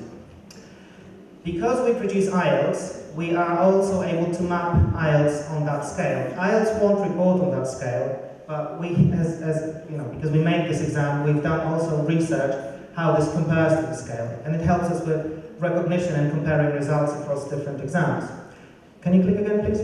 So, we can assume that someone who gets 185 points and takes the FCE exam, this person, if they sat advanced, they would get grade C at advanced, or they would get grade C at back higher, or they would get 7 band score at IELTS, because the results are comparable. Can you click again? So this is in fact what our certificates look like now. So this is the old one. The new one is on the right-hand side. And can you click again? And they show the grade, they show the level, but they also show the score on the Cambridge English scale. And they also show the score for individual skills. Can you click again? This is the new statement of results. And apart from the fact that it's sexier and it's colorful and it looks nicer, it also gives you more information about your students, for instance. Can you click again? Okay, so this is the most important bit of the statement of results. So it shows you the result in terms of the grade. In this case, it's CAE grade C, overall score 182 points, CFR level C1, sorry. It also shows you where you were on the scale according to different skills. So reading, 177, use of English, 173, writing, 183, listening, 187, speaking, 189. It gives also teachers the information which areas of the language you should work on more, and students as well. As you can see, you don't have to be successful in all parts of the exam in order to be successful in the whole of examination as well. Can you click again? This is CAT, Key English Test, and again, this is a new statement of results for CAT, and this shows 3 areas. Reading and writing is together, listening and speaking, and it looks the same for preliminary English test. And you also get your grade here, in which case is pass with merit, an overall score, and your CFR level. Can you click again? So yeah, so this is what the system looks like now together with the scale. So what the scale does is, can you click again and again and again? Okay, so back. Yeah. So it clarifies comparability between different exams. There's a clear understanding of ability, and also it simplifies recognition requirements for us. So if we go to an institution that already recognized, advanced, and they don't recognize BEC, for instance, or they recognize IELTS, we can talk to them about recognizing some other exams because the performance or the ability, the language ability, is the same, and we measure that on that scale. Can you click again? Okay, more information. Where you can find more information about Cambridge and more stuff, more materials. Again, okay, there's a website, cambridgeenglish.org, and this website, I think it's better for students actually. There's also quite a new learning English area on that website, which is quite good, and students can actually not only learn English, but they can also do a kind of a placement test. There's actually the most popular part of that website. You can see which exam you could potentially prepare for. It's not a very long test. I think practicality played a very big role in creating this test, but still it gives you some indication of the level. So cambridgeenglish.org, it's a free online test. There's learning English material there, and there's lots of information about exams. Again, can you click again? This one is much better for teachers. If you go to cambridgeenglish.org/teachers, you will find a lot of stuff for teachers, a lot of free material, links to some other systems inside for teachers. You can download handbooks, which are basically full tests. You can try them out in your classrooms. There's also, every handbook also has the description of the test, which is quite useful if you want to prepare for exams. And you can also find links to other materials that you can buy. But there's quite a lot of free stuff. Can you click again? And we've got a website in Ukraine. We've got a project called Cambridge English Schools, whereby, together with Cambridge University Press, whereby we help schools to prepare for Cambridge English exams using Cambridge English materials. If you want to read about that and about some local news as well, about events and seminars and stuff like that, you can go to cambridgeenglishschools.com.ua. And and that's it. Thank you. Do you have any questions? No questions. Very good. Thank you.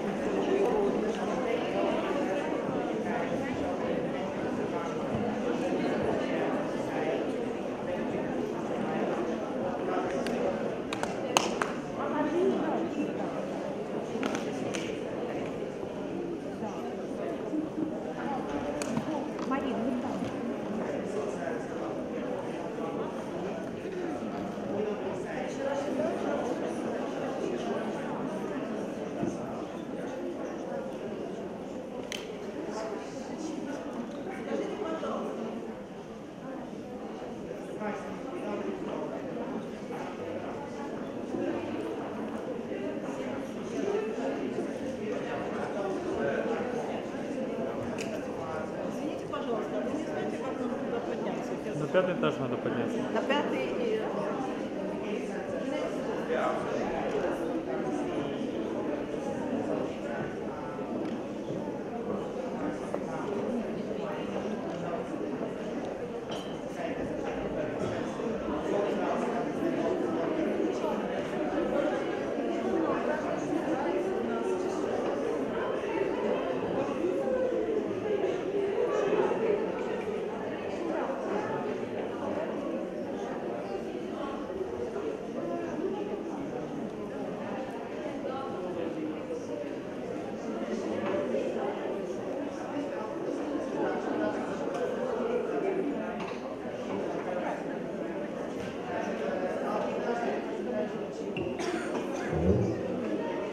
Hello. Привет.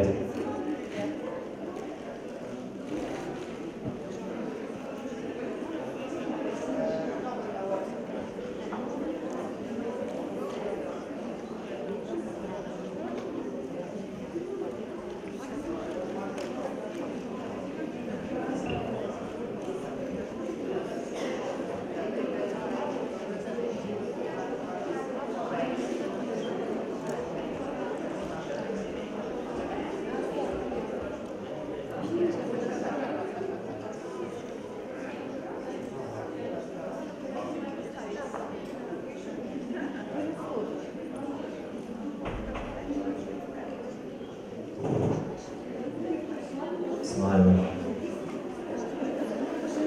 Big smile.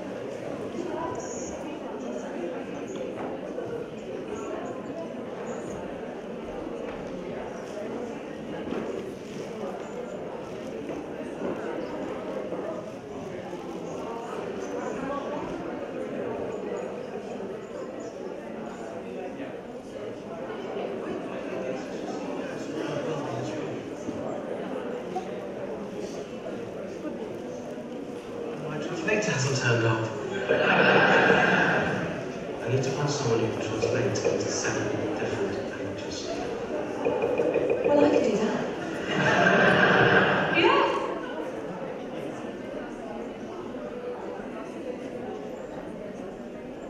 Robert, can you give it a try?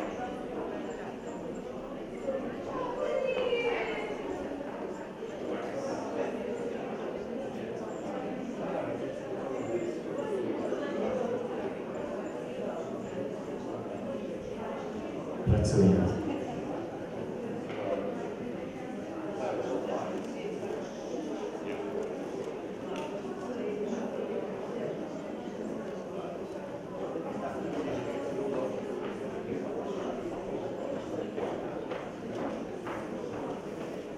Can you just leave again? No. How did you do it before? Kidding? All right. Can you try again? Well, it has. Okay, not this time. Shall I say?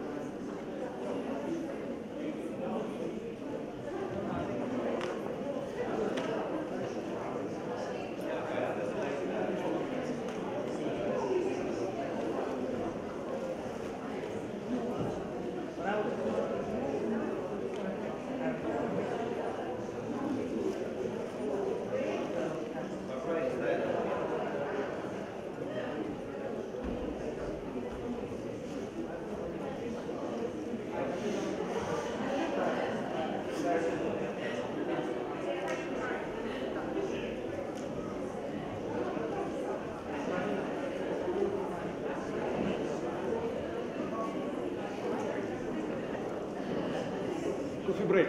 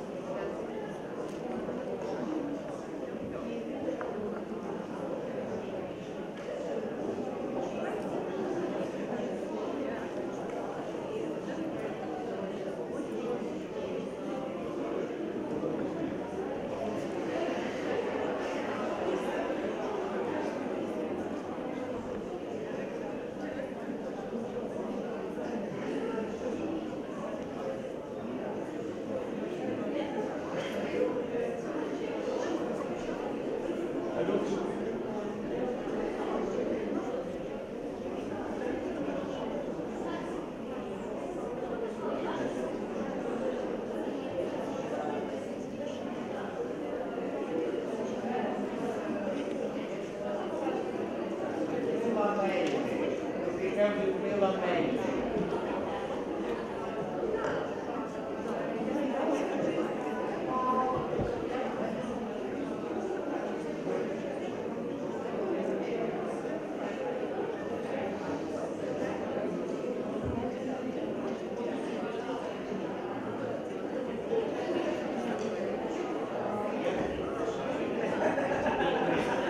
serious for the photographs, please.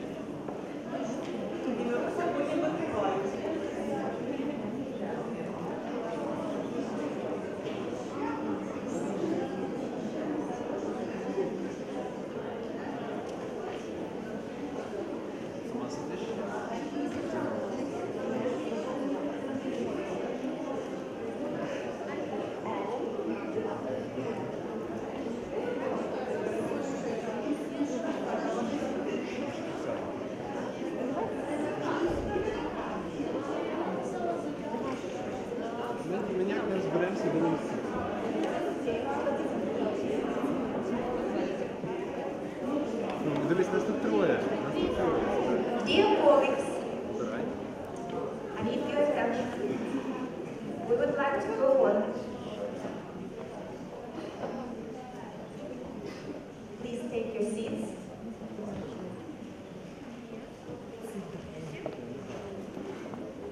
I would like to give the floor to our colleague from Poland, Dr. Steinbeck.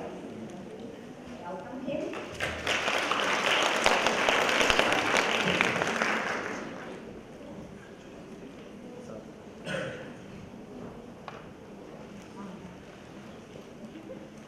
All right. Good morning, everybody. That was weak, wasn't it? Let me try again. Good morning, everybody. Good morning. That's much more like it, isn't it? Thank you very, very much for coming to this third plenary, apparently, this morning. It's a pleasure to be here in Kiev. It's my second time. And I would like to thank IATEFL, and I would like to thank Pearson for inviting me here.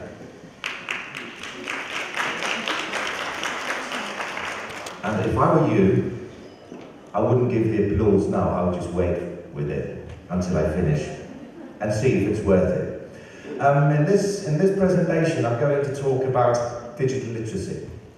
I'm going to be referring to the students clicking, typing away, using their tablets, using their laptops, using their smartphones, basically using technology to help them learn English even better. I say even better because anytime I come to a different country, I test the people, I test their English abilities. What I do, I go out in the street and I stop people and I ask them stupid questions in English. Usually, where's the nearest cash machine? And usually, the first person would give me the directions, no problem. Which means that you're great teachers. As simple as that. Okay, so I'm going to talk about digital literacy, I'm going to talk about technology, which may sound a little bit scary. And I thought, just to kind of warm you up at the beginning, I'm going to give you a short quiz, or a short test, which is a vocabulary test, but with a technological slant. 2 questions. What can you see in the pictures? And what are the digital connotations of the pictures? Okay? I want you to do it in small groups, so could you please turn around and say hello to the people around you? Okay. Now, can you look them deep in the eyes and decide if you really want to work with them? Because you will. Okay, so 2 questions.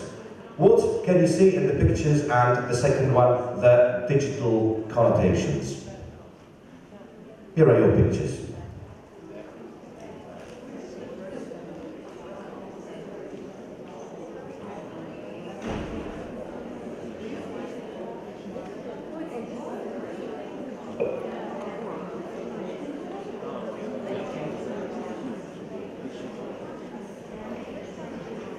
All right, can we try that together? Picture 1. Fabric, cotton fabrics, basically, wallpaper. It could be wallpaper, actually, but it's cotton fabrics. The second one?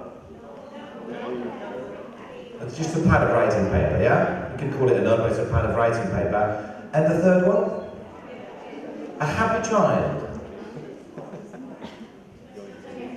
And the stage would be this kind of tremulous excitement. What are the digital connotations then? Cotton fabrics. We used to call it software. A pad of writing paper, or a tablet, and tremulous excitement, Twitter. Okay, you've passed your first test, that means we can continue, no problem. Whenever I hear the word digital in the classroom context, I go like, I'm not particularly happy. And I refer to my digital frustration scale. If you were to place yourself somewhere on the scale, where would that be?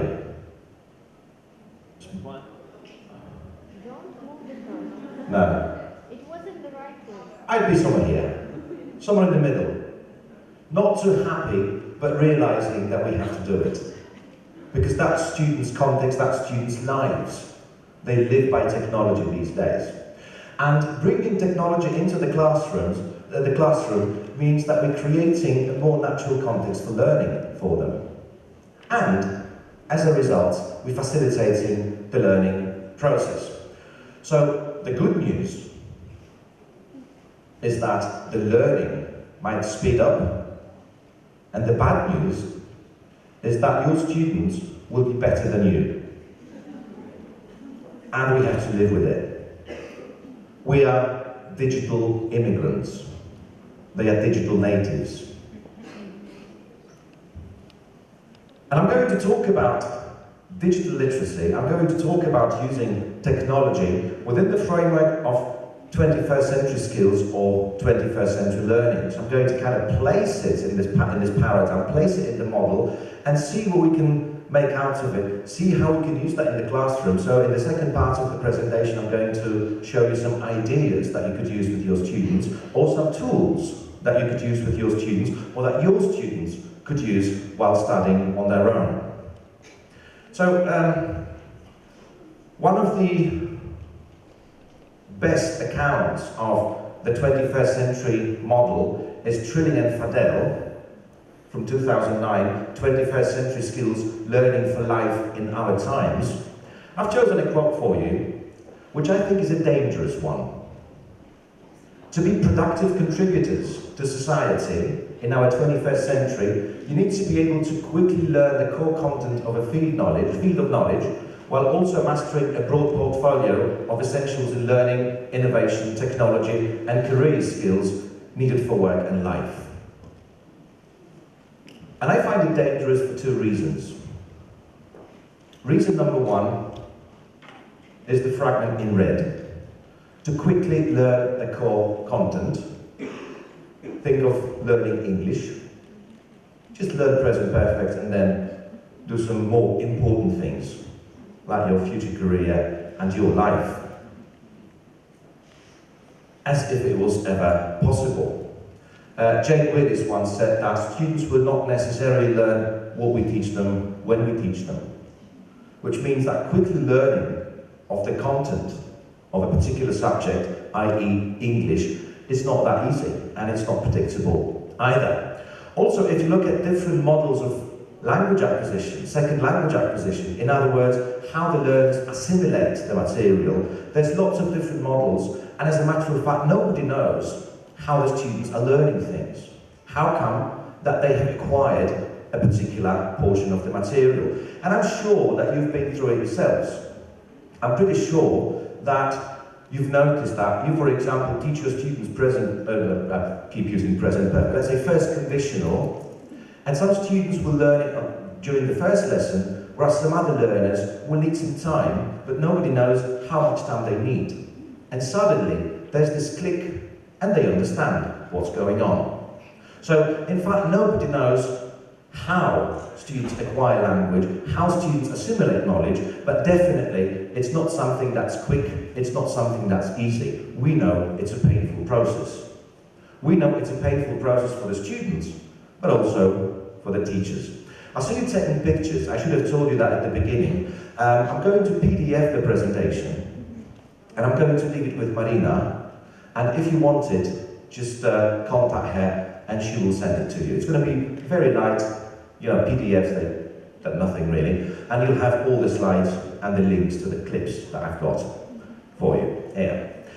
The second quote, or the second fragment, which makes this quote dangerous, are those career skills needed for work and life. As if we knew what our students will need when they finish school. 21st century skills, that means there's 83, 84 actually years to go, isn't it? Because the 21st century has just started. And I'm going to show you some quotes from the past that show you how inaccurate our predictions could be. Like Thomas Watson, the chairman of IBM, in 1943, he said, "I think there's a world market for maybe 5 computers." Now 50 years later, everybody has at least one. Ken Olsen, 30 years later, president and chairman and founder of Digital Equipment Corporation, he said there's no reason anyone would want a computer in their home. And that was 40 years ago. Bill Gates, a few years later, said 640k ought to be enough for anybody. Now think of your smartphone. It's 8 gigabyte and you go, not good enough. And it's 16 or 32 at least. My favorite, 1899. Charles Dewey, Commissioner, US Office of Patents. Everything that can be invented has been invented. Sad, isn't it? And if we try to predict what our students will need, what kind of skills they will need in the future when they graduate, I'm going to give you another test or another quiz, this time with a twist. There will be gaps, okay? And your task will be to decide what should fit into the gap. Like texting became common in Europe in the year 20-something. It's 2001, so very close. Facebook started in the year 2006. 2004 it was. So far, so good. The first mobile phone that could be connected to the internet was introduced in the year 1999. So far, so good. I'm proud of you.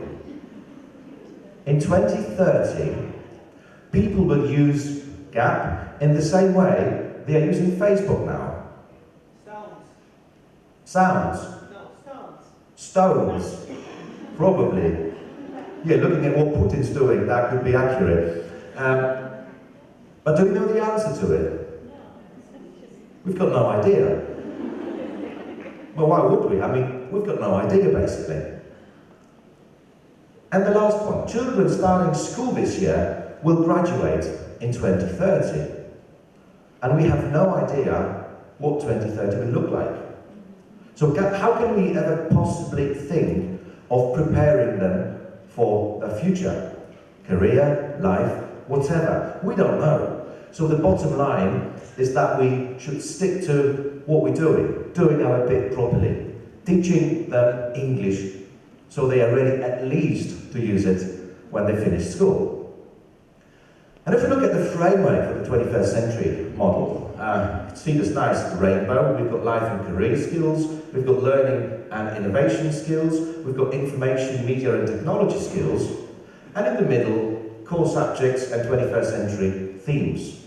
So this is our English, that's the subject, we are English teachers, and we also have to think in terms of life and career skills, we have to think in terms of learning and innovation skills, and most importantly for us and for our talk, information, media and technology skills. And obviously there's assessment, there's standards, there's curriculum, there's instruction, there's all the things that we typically have when it comes to teaching. And now when we think about those three parts in detail, like learning and innovation, that's critical thinking and problem solving. Important? Definitely. Creativity and innovation, very important. Communication, very important. Collaboration, very important. People very rarely do things individually these days. They work in groups. Unless you're an academic in Poland. Digital literacy, that would be information literacy, media literacy, and ICT literacy. And if you think about your students, and if you compare yourselves to your students, as I said at the beginning, your students are much more proficient here, aren't they? But there's nothing wrong with it, that's life, and we have to accept it. Information literacy, that is very important. Media literacy, that is very important as well. Knowing where to look for things, knowing how to kind of sift through lots and lots of information that they're confronted with. And ICT literacy, basically meaning how to use a computer, how to use a tablet, how to use a smartphone, no problem with it. And career in life, flexibility and adaptability, initiative and self-direction, social and cross-cultural interaction, productivity and accountability, and finally, leadership and responsibility. And I'm quite sceptical about this part here, referring to what I said earlier, we just don't know, we're just speculating what the students might possibly need. So if we focus on these two, I think it's fair enough. If we focus on this one, and if we look at digital literacy through learning and innovation, so using this as a filter, using this as a sieve, then we're likely to be doing our job properly. So career in life, just a few examples from clever students, not from English, not the examples from the English classroom.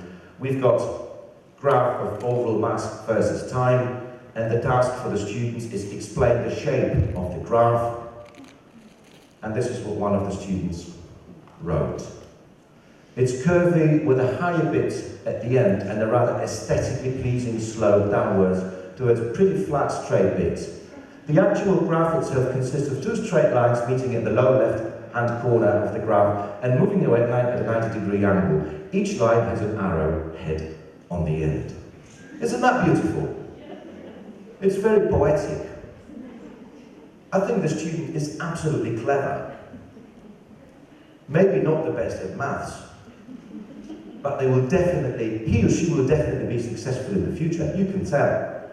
Or two other examples. Expand. A plus B to the power of n, and the student actually keeps expanding, etc. Very clever, kind of visual learning. Not mathematical skills, but spatial skills here.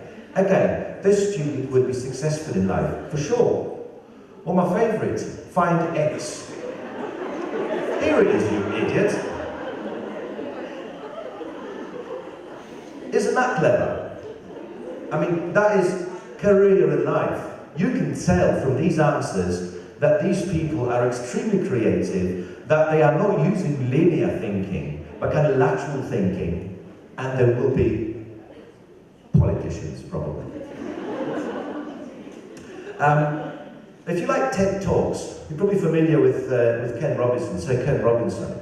In one of his talks, he said something really very important. He said that creativity is as important as literacy, and we should treat it with the same status. We're kind of obsessed with literacy these days, aren't we? Creativity, there's no room for that in the classroom, or very little room for that in the English classroom, which is a little bit sad. He also said in this talk that, quoting Picasso apparently, that Picasso said that we're all born artists, and then we get educated out of it. Time for a change, perhaps. So looking at learning and innovation, looking at our filter or looking at our sieve, I'd like to show you an example of that. An example which comes from a very important document which is the Oxford Aptitude Test. If there are any people linking to Oxford University Press, I apologise for using their material. The language aptitude test is something that publishers live by. Language aptitude test is something that ministries of education live by. It is basically a model that shows you how good you're likely to be in learning a foreign language, any foreign language. But there's one problem with it. What they do is that they use the artificial language, the invented language, and give you samples of it. Like, for example, kun mati kid, however you pronounce it, goti kidit, mukidn't gopi, or kun mati ben muten lapin. And then they provide translations. Kun mati kid, meaning a child is coming. Goti kidit is the child is going. Mukidn gopi is a cow and the child are going. And kunmapi ben muten lapin means a boy and the cow are coming and singing. Very useful. Thank you, OEP, for that. And then the full sentence is given to the candidates. Kidn't mun kun mapis non gopi. And the student's task will be to explain what it means in English or in their language. Can you take a minute and tell me what it means?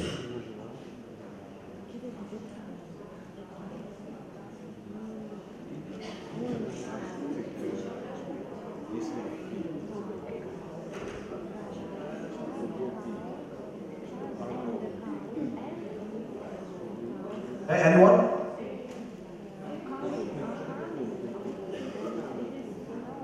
Can you? Okay, if you don't know the answer to that, that means you will never learn a foreign language. Really? And surprisingly enough, I have no idea what that means. I was studying it for like 2 hours and I gave up. And I've got a PhD in linguistics. And I couldn't touch it really. But then thinking in terms of creative thinking, like, you know, looking at things in more kind of lateral ways rather than linear ways, notice how they conveniently put dying at the end of this word. We never notice that, do we? You begin to think about these samples, you begin to think about what it actually means, like a boy and the cow are coming and singing. Why a boy and the cow? The only cow in the village? Probably. What does the verb coming mean here in this context? You know, are you laughing? You know what I mean? Did the cow and the boy sing in the same language? Or was she perhaps just mooing the tune? I mean, have you ever seen or heard a cow singing? Because I haven't.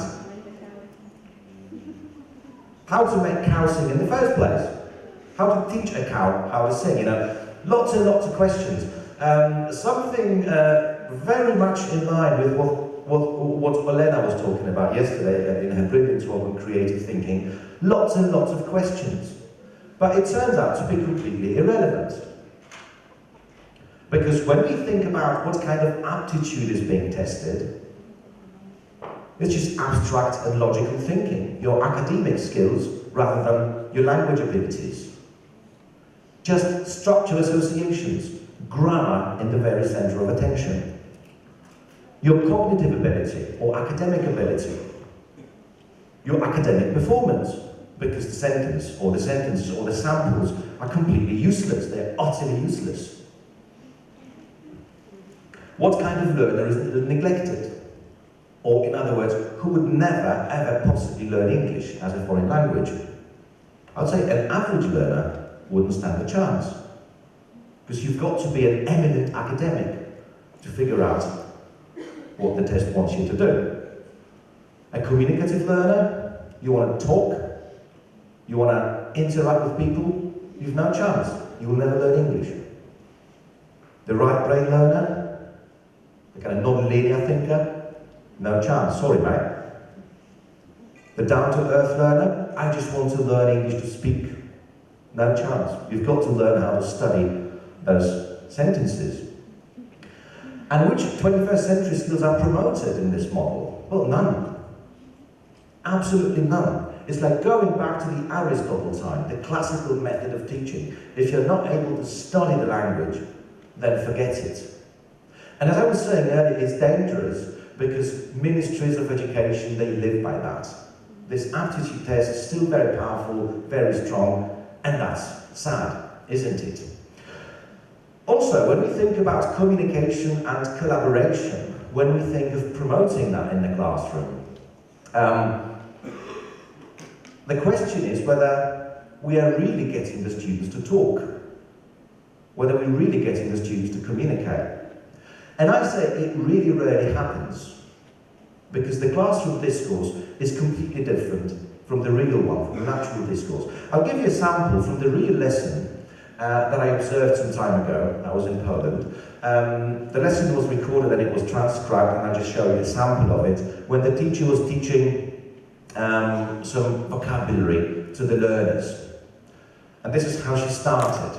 She said, now as a warm-up, you've got 3 words on the blackboard describing appearance. And in pairs discuss if they are positive or negative for men and women.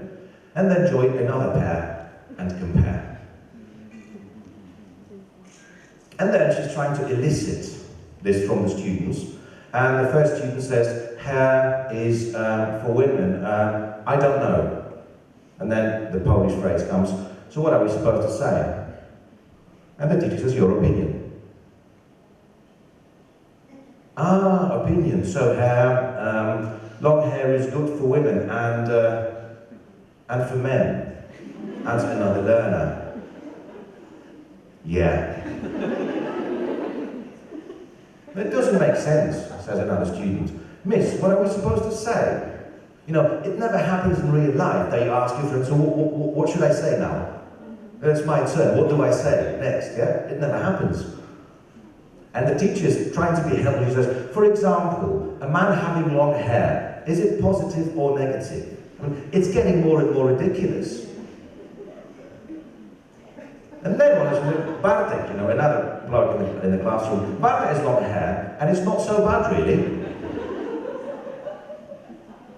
In English, please. What you're saying is completely irrelevant. Just use English. That's important. Bartek has long. Whatever the association, really. Yeah. Is it positive or negative? And she continues that. It's getting personal now, isn't it? Positive, I think. And the teacher was very good, very good. And skin, you know, very good. Why is it very good? That Bartek has long hair, I don't know. I mean, we love good or very good, don't we? We keep saying that to the students. Tell me about your weekend, what did you do? I went out. Good. You? My hamster died. Good. You? You know, we just keep saying good, because we like English. We like to hear English from the students. What they're saying, it doesn't matter. So, positive, I think. Very good. And skin? The Bartek skin? No, men and women. Positive or negative. I'd be lost. You know, I don't know what the teacher has been smoking, but nothing legal. Skin? What do you think? You know, what do you think? And then Bartek joins in, and he says, Miss, can you choose someone else, please? Get off me, will you? Or else if I describe your bill, it'll be so positive that... You know, Bartek begins to kind of become complaining like bitterly, and the teacher says, Bartek, in English, please. You're laughing. I was laughing too. But then I began to think, like, what are my lessons like? Are they very different from that? I seriously doubt it. I mean, classroom discourse is highly specific. When we talk about collaboration, when we talk about communication in the classroom communication is first of all imposed, isn't it? Yeah? Like, okay, your topic today is world famine. Discuss in pairs. You're like, Jesus. Okay, yes, what do you think? What do you think? I think it's bad. Good, what do you think? You know, this is the kind of discourse that we promote in the classroom. This is the communication bit that we do in the classroom. But then we have to remember that our students are not idiots, and that they will not be replicating those classroom patterns in the outside world. They won't be going around and like stopping people in the street, asking them things like, is this a watch? That's something that because they know it's just wrong. So they're trying to use their common sense and their knowledge of the language. But if we compare,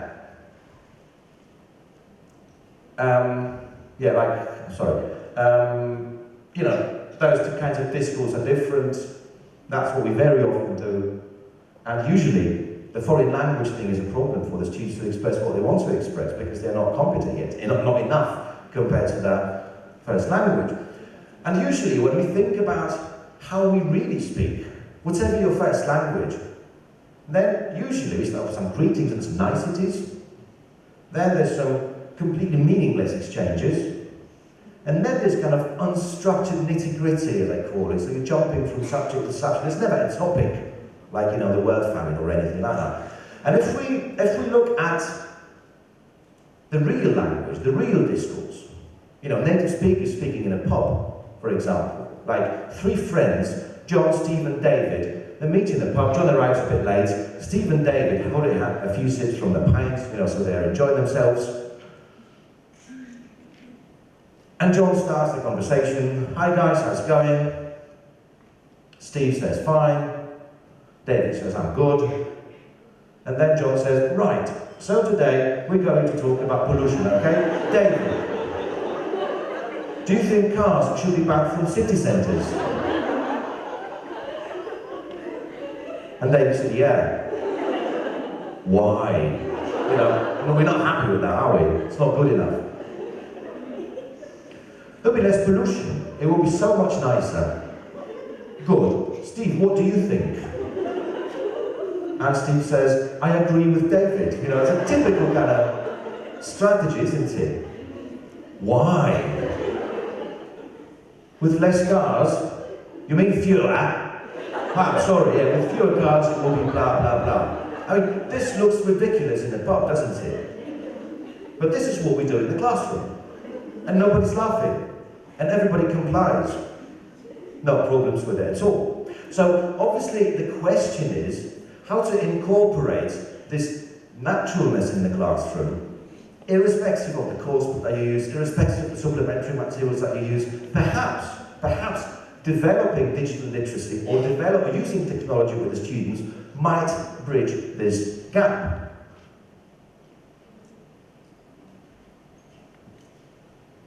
So talking about digital literacy, students do use their mobile phones in class, they do use their tablets, and we very often ban it. Like, you know, one of my favourite things I've seen in other schools, dear students, this is what she wrote to the students. Dear students, I know when you're texting in class. Seriously, no one just looks down at that crotch and smiles. Sincerely, your teacher, Lily. Yeah, so, I mean, technology is already there, but we kind of tend to fight with it, fight against it. Don't use your mobile phones, don't use your tablets, use the book, use the materials, yeah? You're not allowed to do it, and they will do it anyway. And students are literate, they are digital literate. This is the Polish website that says homework24.pl. A really resourceful student saying, English, kind of funny name for that, help please. I've got a problem. If I don't do this, I'll fail. And she scans the activity, and she's waiting for somebody to do it for her.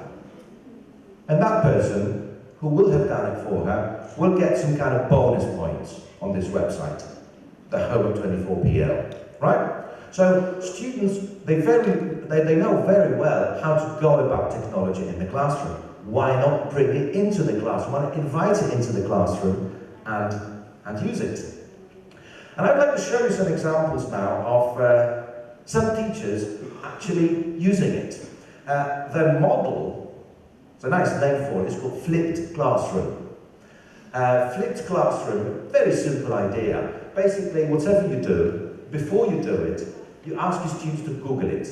Before the lesson, find some examples, bring those examples to the classroom, and then they are ready to do this stuff. And one of the teachers, actually one of my students, trainee teachers, she was teaching a lesson, and she used that.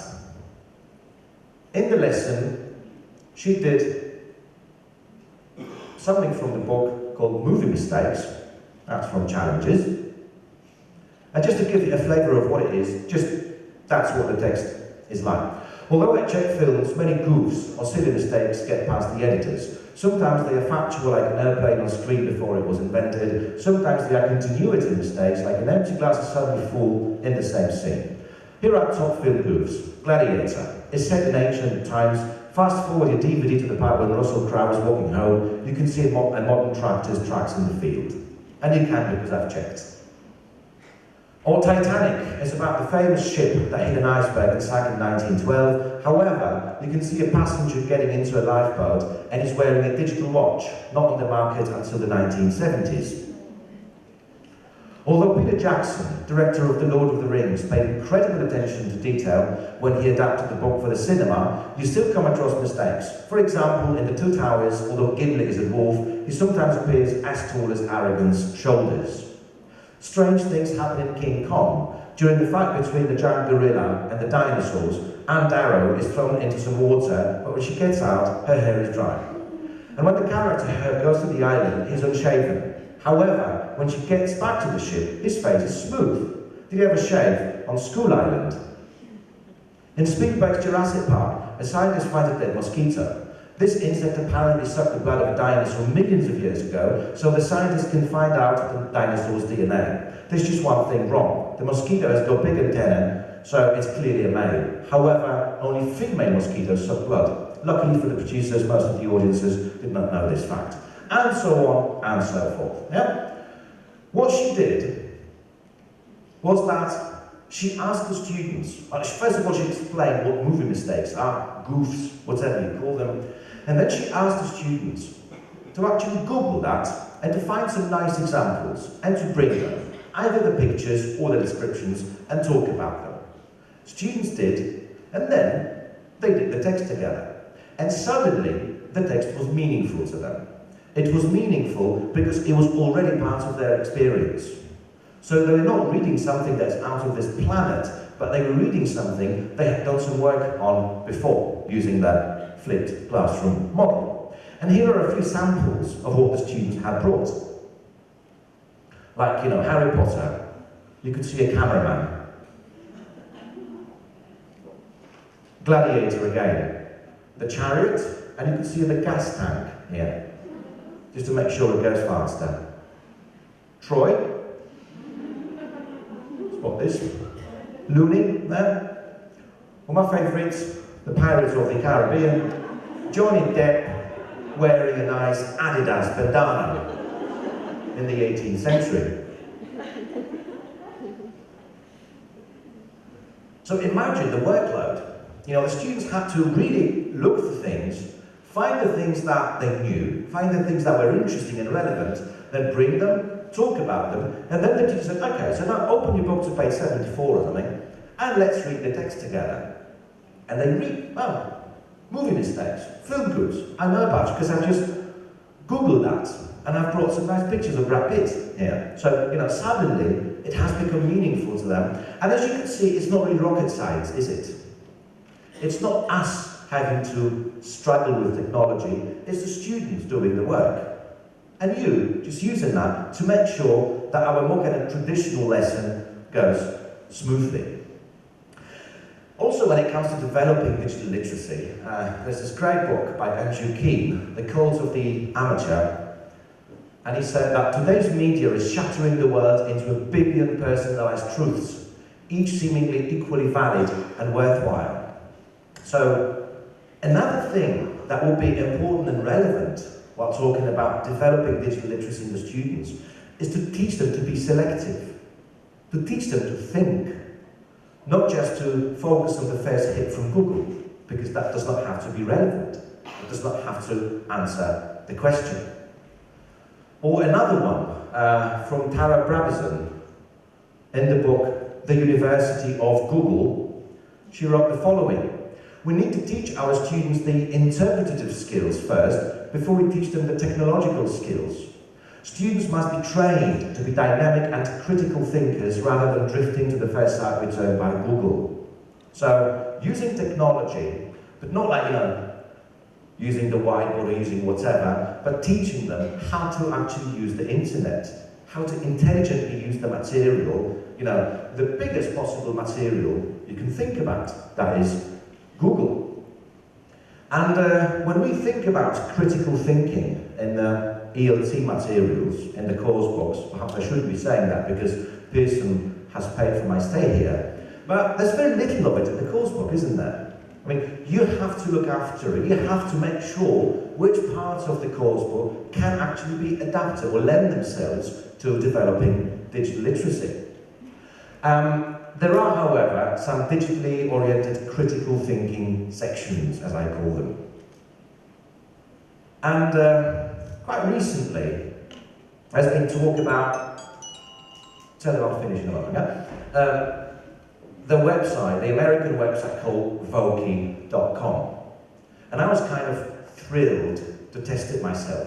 So if it's so good, what's so good in it? And I logged in, and I looked at it, and then I realised that actually, it's the same idea as my English labs that Pearson produced some time ago. Are you familiar with my English labs? Yeah, or my grammar labs, this kind of thing. I mean, the idea is very much the same. The difference is that this is kind of more open, and my English lab is more structured. It's kind of more tailor-made for your students. Like, you've got, as an example from my grammar lab, you've got different modules. You choose what you want to choose, like possessive pronouns and quantifiers. Then you could choose either videos or practice exercises. This is the version for the teacher, which means that you've got the answers already here. But it's just a sample from the page. You've got the results.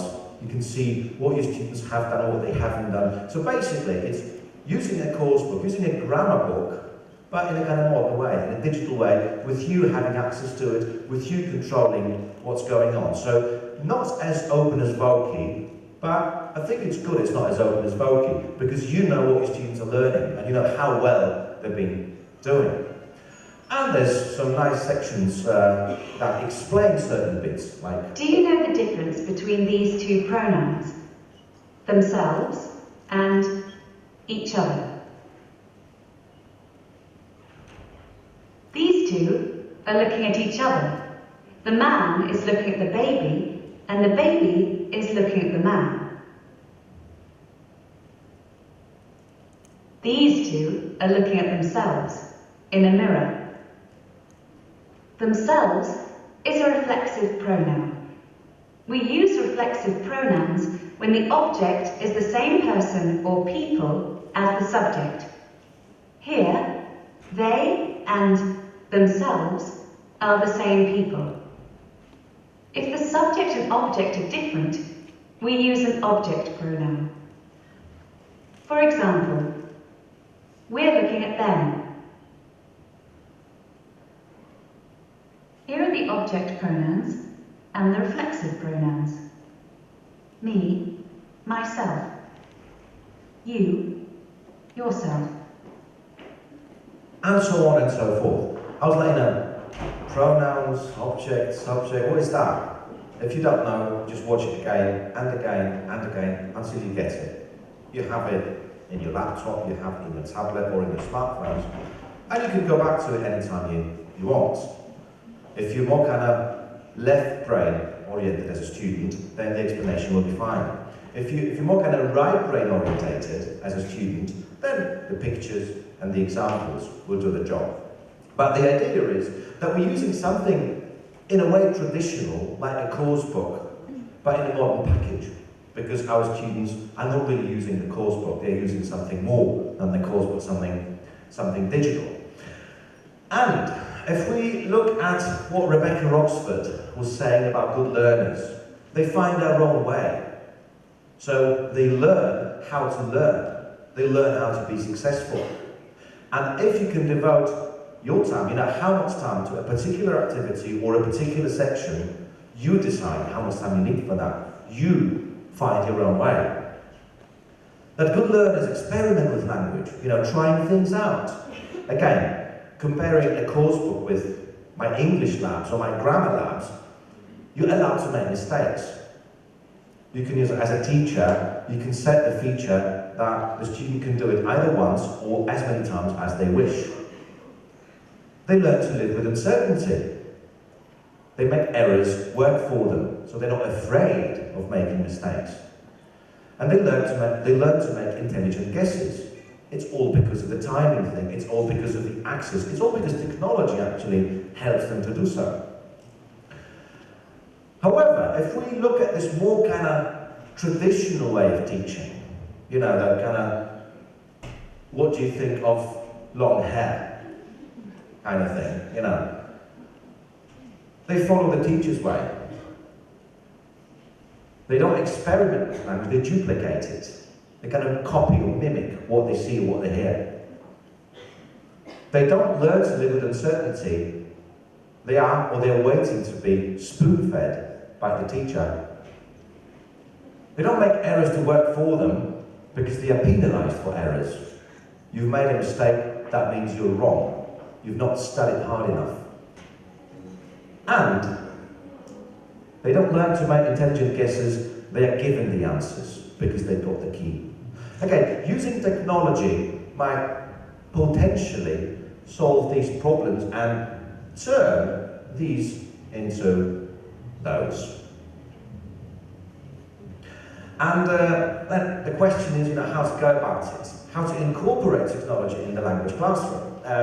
You probably know all of these, like, you know, we've been with those things for like the last 20 or 30 years. The functional notional syllabuses, the grammar revival, the lexical approach, the lexical syllabus, task-based learning, ELP, the Callan method, document, blended learning, common language integrated learning, or English as a lingua franca. If you look at these methods or models, the best way would be to select, to choose from these models what's important for you.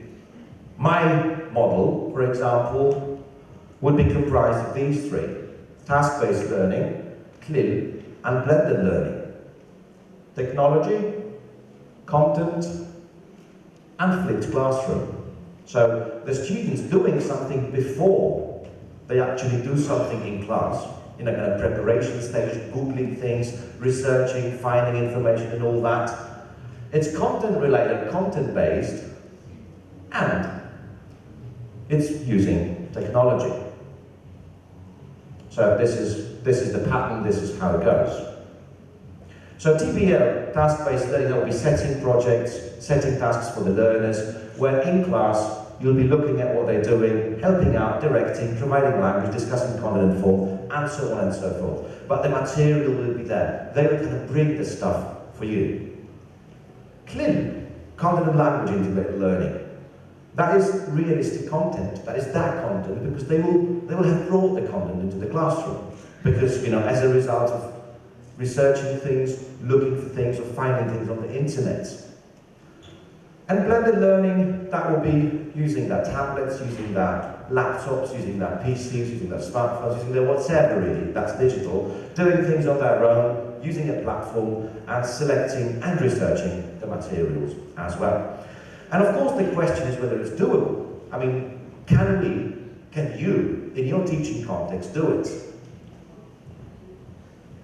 And there's been some research on how flipped classroom works. I'm going to very briefly talk you through it. There were two large groups that were being tested. One was the flipped classroom group that used my English lab, and the other was the control group that was just following the course book. So no digital literacy involved. As you can see from the pre-test, the flipped classroom group was much weaker at the beginning. Yeah? That was that level, that was the level of the control group, the course book group. But then after some time, the progress was immense. And that progress was non-existent. And it's because they took the responsibility for learning. They were controlling it. It wasn't just the teacher controlling the whole thing, but it was the students taking responsibility and deciding what to do and how to do it. And as you can see, if you look at the progress, the rate, here, it was 1.44. Here, the progress, the improvement was 0.38. So it was statistically insignificant. Accidental, it wasn't there. Why? I'm speculating, obviously, but probably because the students were actually studying. They were not being taught, but they were learning the material. And we know it's like chalk and cheese, isn't it? Okay, I think we could just skip podcasts. Just, the last two bits. Placement is also very important. I'm not sure if you're allowed to actually use placement in state schools in Ukraine. Are you? No. Stronger, weaker. Yeah, stronger, weaker. But we've got something for you, something which you might like to use, which is called Global Scale of English, which is the new kind of thing, kind of modelled on the framework, on the Common European Framework, but it's different and it's better than the framework. It's different and it's better because it doesn't have only 6 levels, from A1 to C2, where the C2 level is impossible. Even the Queen does not have C2, the C2 level, because it's just unattainable. And there's nothing below E1, so the assumption is that you've got to know some language even before you start learning it, which is kind of stupid. So we've come up with something different, like a scale from 10 to 90, where actually you can place different skills and different abilities in different places on the scale. So your reading could be, for example, better than your writing, and your speaking could be much better than your whatever else, than your grammar. So we're not saying that, he's B2 or she's B2, but you say, my reading is here, my writing is there, my speaking is like, phew, but I don't understand what the people are saying to me. Yeah, so you just kind of split it into skills and into language. Like, 50, it will be this, 60 something, it will be that, this skill here, this skill there. And also, you could try and do progress with your students, where it's an online tool for the learners, where basically what they do is that what you do with them, you check how good they are, how good their English is, referring to the global scale of English. So there will be different levels. Okay, so that's just blah blah blah. 3 lower levels and 3 higher levels now available, as you can see. So there are 6 levels altogether corresponding to the CFR 6 proficiency levels. And then the students do it, the students get the score.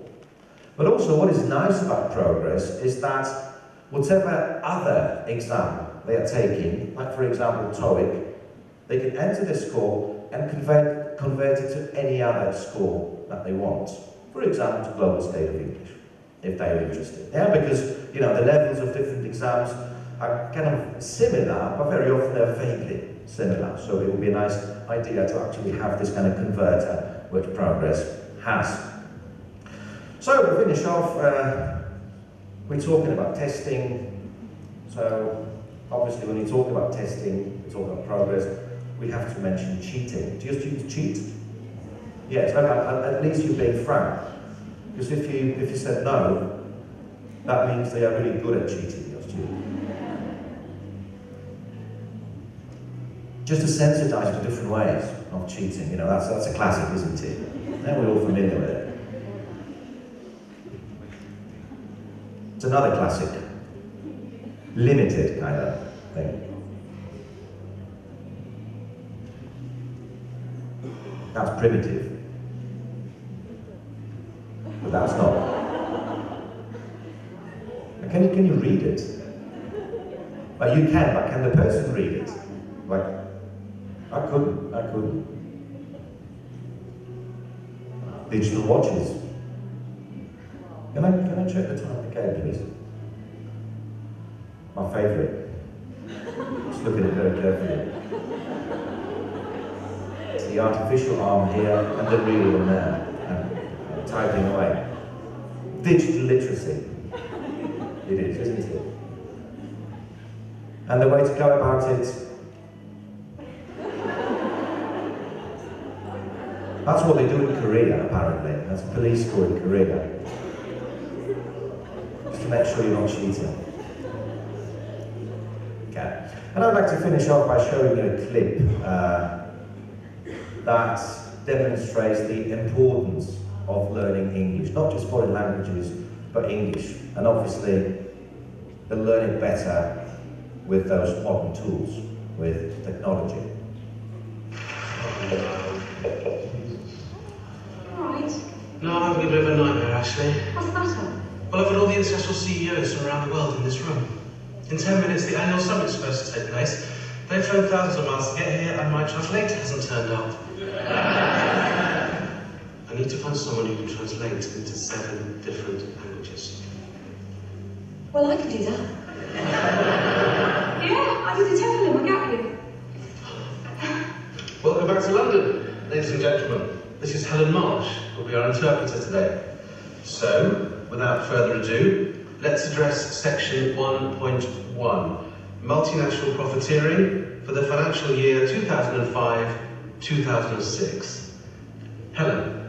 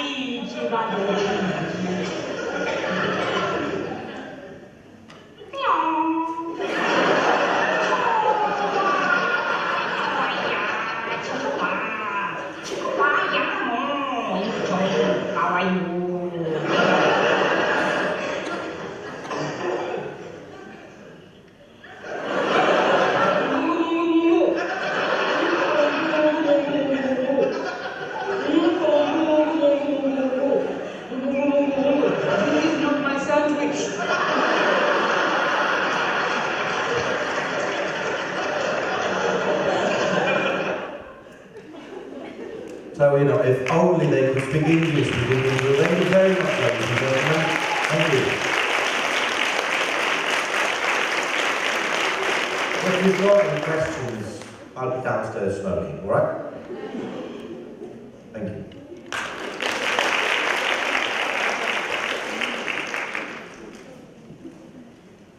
Okay, thank you.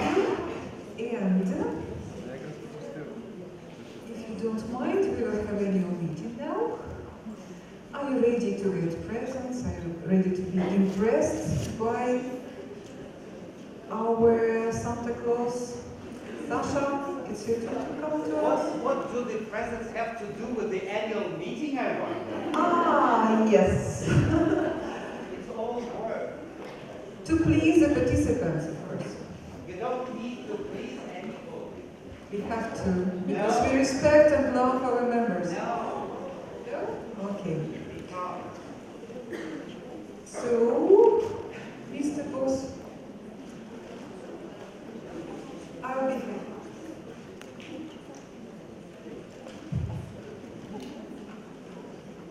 All right, dear delegates. IATEFL Ukraine committee delegated me to chair this annual meeting, which I will happily do. But we need to elect the secretary, who will be taking minutes. Any volunteers? Any suggestions? Volunteer? Volunteer? Your name? Oksana? Could you stand up and show everyone that you are the secretary of this meeting? And you will be taking notes, taking minutes of